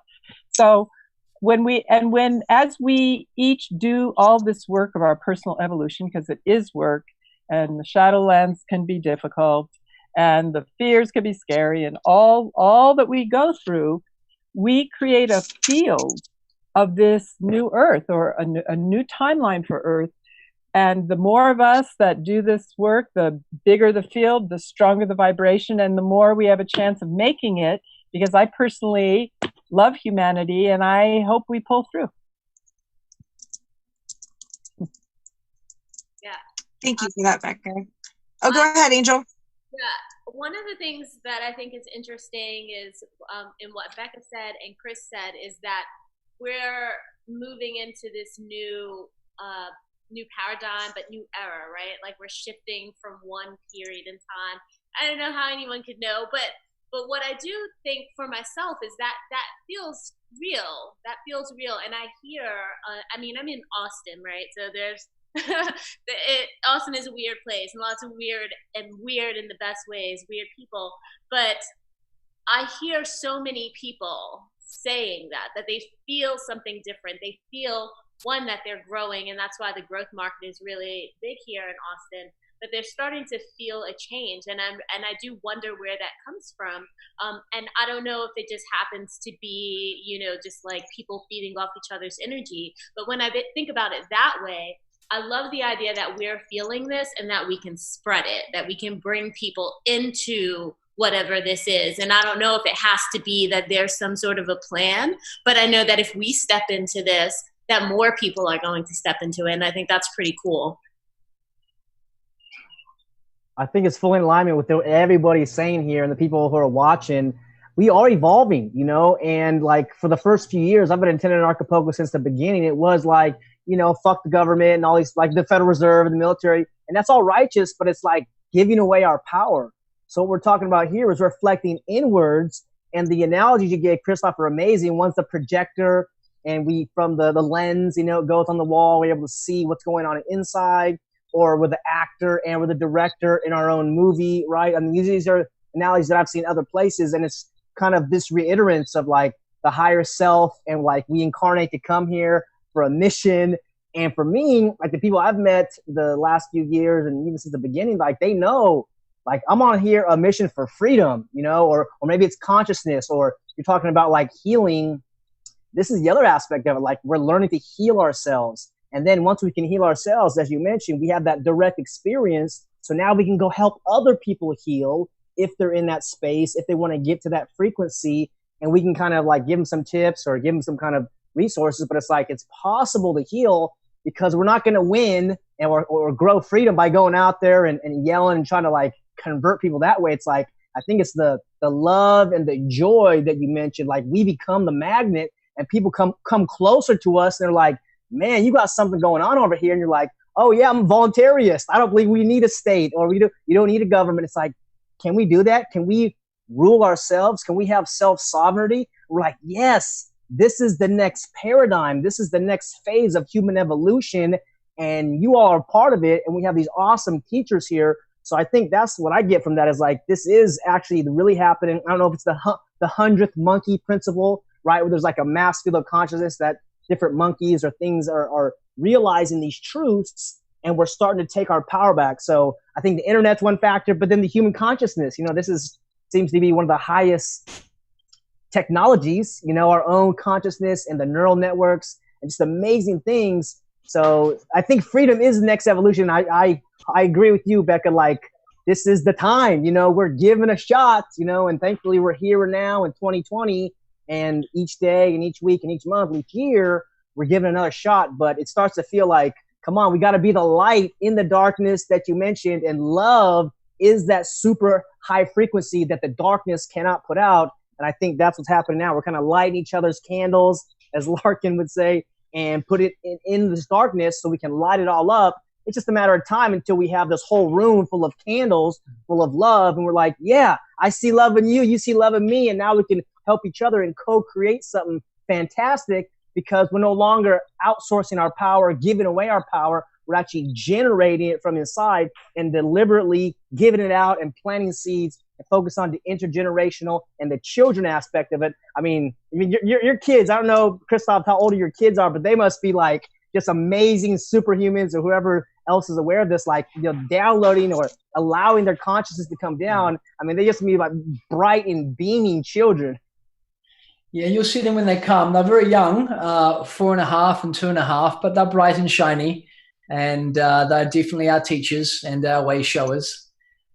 Just to speak into one last thing, David, you brought up, which is on this theme of morphogenetic fields, okay? Because you're talking about, oh, yeah, something's happening, we can all feel it, and we just have to tap into how the world was maybe 5 or 10 years ago to compare where it is today. These faster wavelengths, which are just coming into the planet now, here's the impact each and every single one of you will have. That as you start to grow and evolve, you become a higher field of energy within the field of energy. Reprogramming the morphogenetic field with the upgraded code of the challenge you have overcome. So what we're going to be doing in the Anarchapulco closing ceremony, because we're going to be doing a couple of shamanic rituals, one in the opening ceremony where we're going to be programming the field into bringing you all into a highly coherent state. Then at the end of the conference, we're going to be taking all of our lessons, all of our upgrades in knowledge, insights, awareness, breakthroughs, upgrades in energy that you've all experienced during that event. And we're going to be, again, building a morphogenic, building a container of energy that then each and every one of you together as one will send that information out to the field. And this many people in a room, 1,000, 2,000, whatever it is, in the closing ceremony is going to be sending a powerful packet of light intelligence that will go out into the morphogenetic signature of our species. And then, therefore, other beings who are living, of course, in this field are going to pick up that broadcast and start to receive that energy transmission of those realizations and upgrades and start to directly experience it for themselves and start to seed their own awakening. And this is how it starts to grow exponential. It starts to go faster. And this is why things are going faster, because as each and every one of us holds more light, we immediately give other people to do the same, but we end up transmitting that. And we start to change the whole morphogenic field of our entire species. And that's what's happening now. If you're interested in reading more about morphogenic fields, you can go straight to the source who first originated the term, Rupert Sheldrake. Just type in Rupert Sheldrake and morphogenic fields, and then you can be well prepared for what will come in the closing ceremony and to recognize that you're not powerless, you are all powerful. And we are going to be full of this energy and power to reprogram our species at the end of this event together. Was that Rupert Sheldrake? That's correct. Perfect. Sheldrake. Awesome. Okay, so everybody, this is officially the longest Conversations in Anarchy episode that we have ever had, which is exciting to me because I can honestly say I've been hanging on to every word. I have taken, no exaggeration, 14 pages of notes.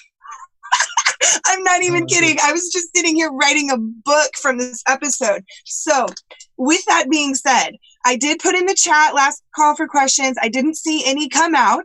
If you raise your hand in the next 30 seconds, I'll call on you. Okay? I'm going to mention a book really quick, and then I'm going to ask Angel and David and Christof to kind of give us their closing thoughts on this, and then I'm going to bring us on home, okay? So there was something you mentioned earlier, Christof, and I wrote it on like page 4 of my notes to bring up to everybody. This is a book by someone that I know David follows, Dr. Joe Dispenza, okay? And this is the book called Becoming Supernatural.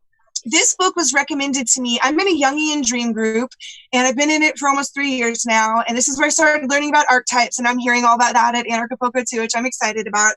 And I had a dream to contact this woman who's in the homesteading world, and I brought it up in and the dream wasn't to contact her. She was at Anarchapulco in my dream. It was a dream about Anarchapulco, and this woman was there.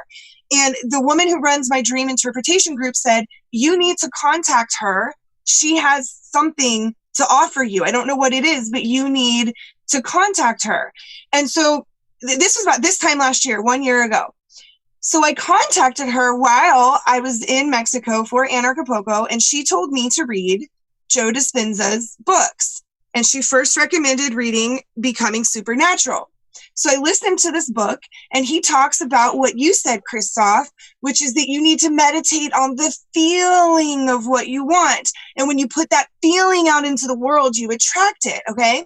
Now, I'm coming full circle with this, I promise. I know this is a long story. But I'm bringing this up because I spent all year saying a mantra, I want this, that. I want this, that, okay?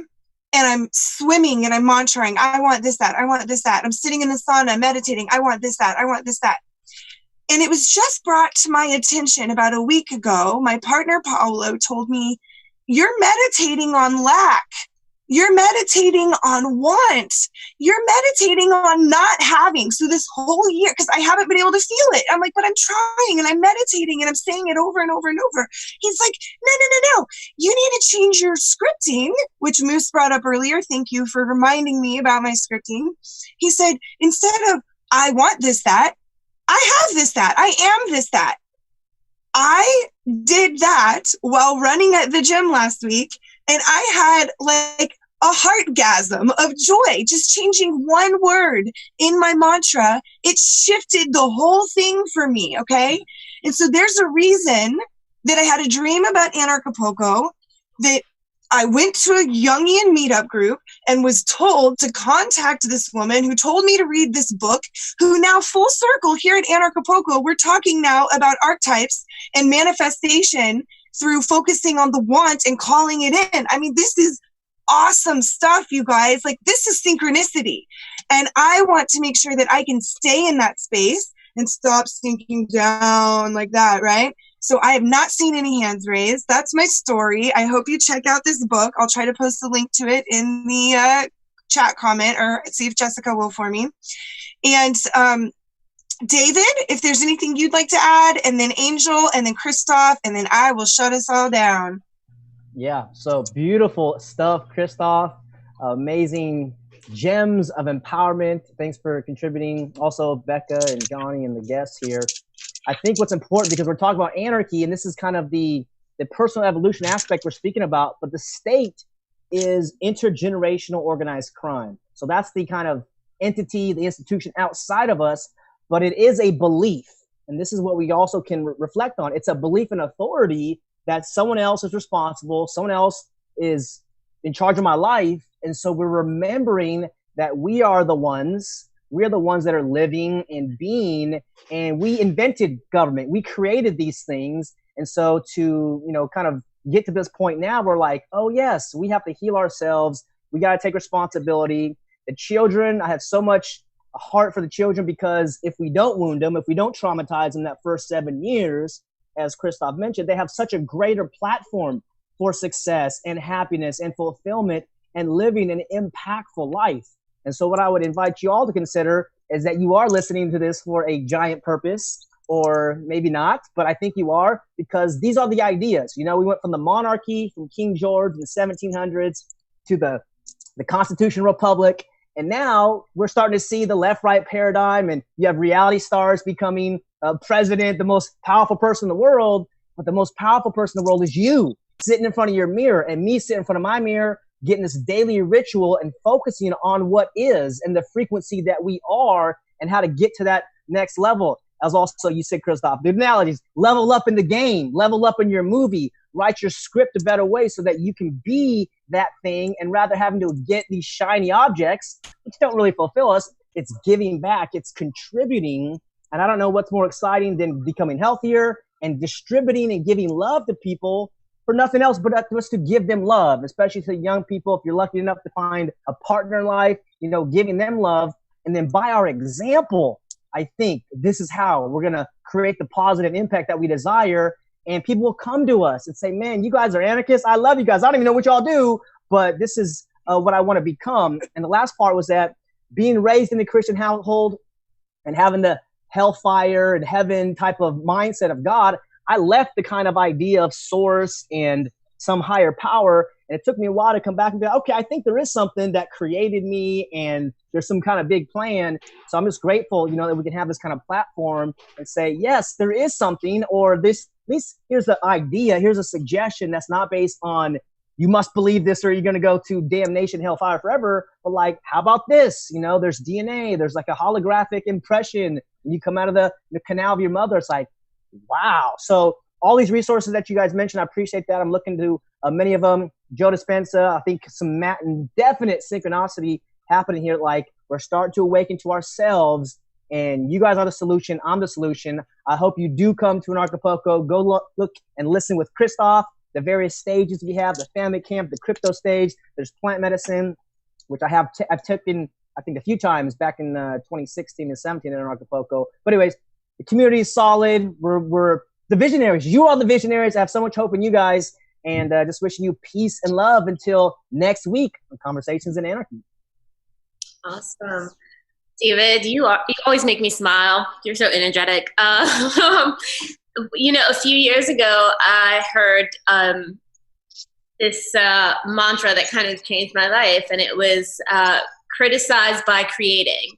And so I went from this space of looking outward and judging everything and wanting to fight against it. And I'm really having it be at the core of my consciousness. And so when I heard this like light bulb went off. It was like, oh, wait a minute.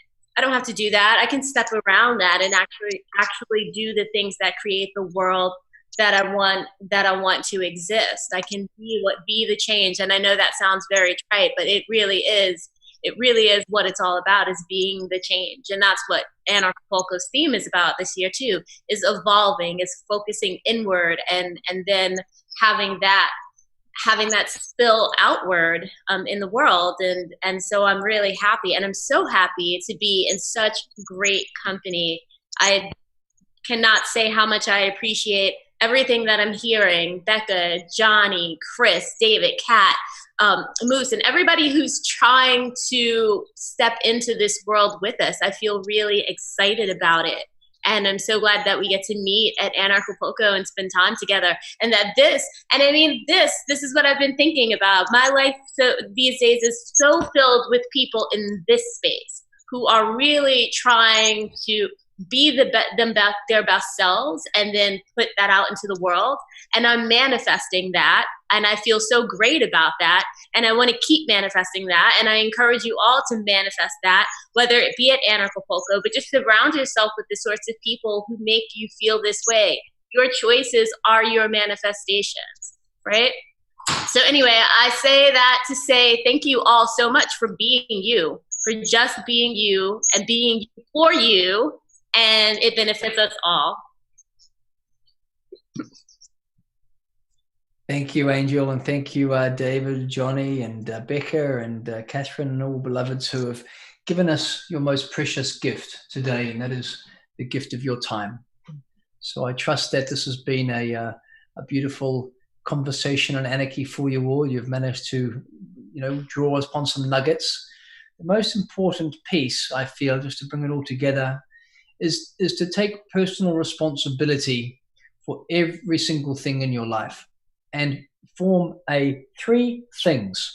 Number 1, direction. Direction into your path. Remember, it's a journey. Number 2, focus.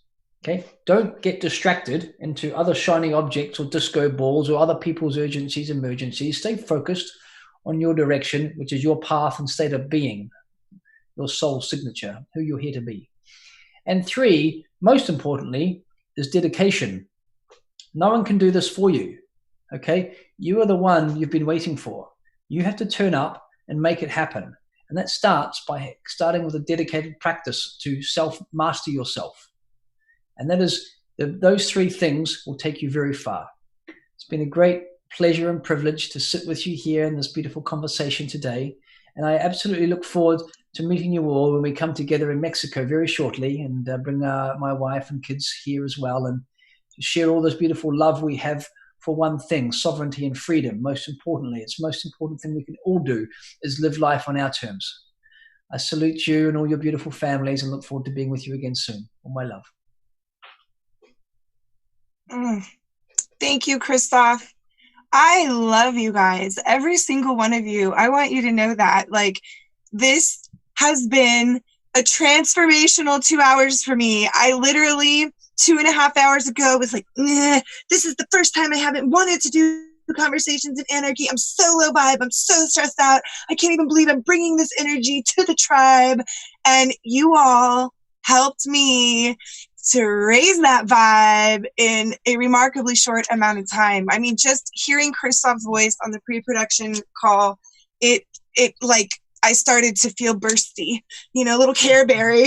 And now I feel like I'm glowing and I feel so much better. And so with that being said, I took notes and I made a summary yet again. Normally I have 7 points on it. This one has 12. Okay. So 1,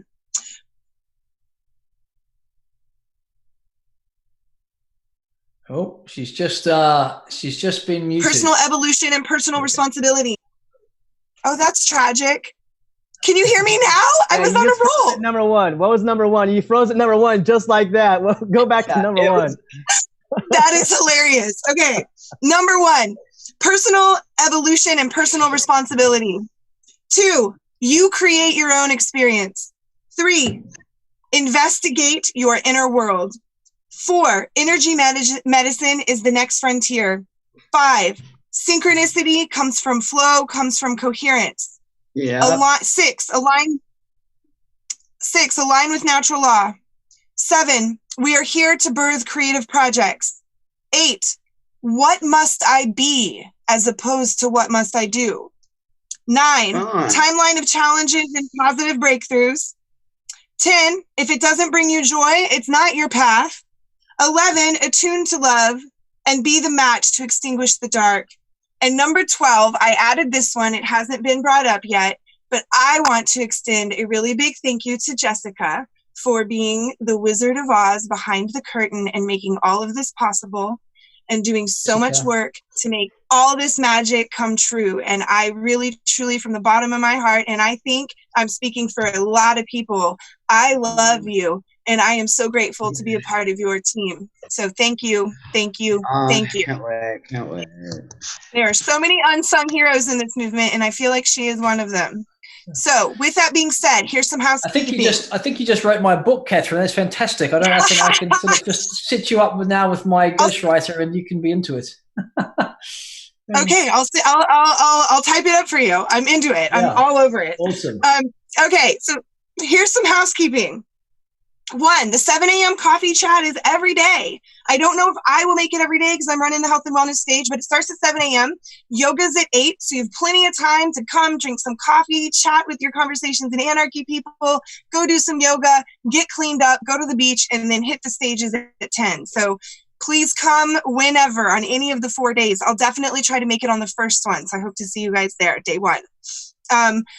The schedule should be announced tomorrow. Fingers crossed, no promises, but keep an eye on the website. This is exciting news. If you're not on the email list, subscribe, Anarchapulco.com. Stay tuned for workshop announcements. We have been really hustling to make this happen, and there's some awesome stuff being offered, so keep an eye on that and be sure to get your tickets as soon as those are announced.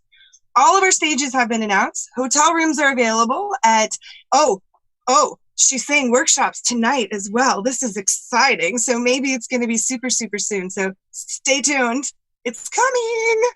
Hotel rooms. It's awesome to stay on site. I cannot recommend it anymore. Anarchapulco.com. Click on the hotel button. There's a lot of great information on the website, what to expect, FAQs, awesome blog posts. It's still not too late. There are people that I know who are like, I think I'm going to go. And they're making last minute decisions. So if you have friends and family who might want to go, you can get them 10% off by signing up for an affiliate link on our website. Go to Be Involved at the top. And to everybody on Facebook, here in Zoom, on Twitter, on Twitch, on DLive, on YouTube, I just want to say from me and the whole team at Anarchapulco, we love you. And we are so grateful to have you here being a part of our Conversations in Anarchy. This is the highlight of my week, and I am so grateful to have you all participating on Tuesdays with us, and I cannot wait to see you guys in person. It's gonna be great. So with that being said, next week is all gonna be about conflict resolution. Avens O'Brien's is coming on, and we are going to be talking about how to de-escalate the interpersonal conflict, how to smooth things out, because sometimes we're human beings and things get bumpy, especially in anarchy, right? We're trying to figure out how to function with no rulers. So let's work on it together. I love you guys. The team loves you. We are so grateful. And I know we went over. Let me see how long we went over. 13 minutes over. It's officially the longest one. With that, I want to say peace, love, and anarchy.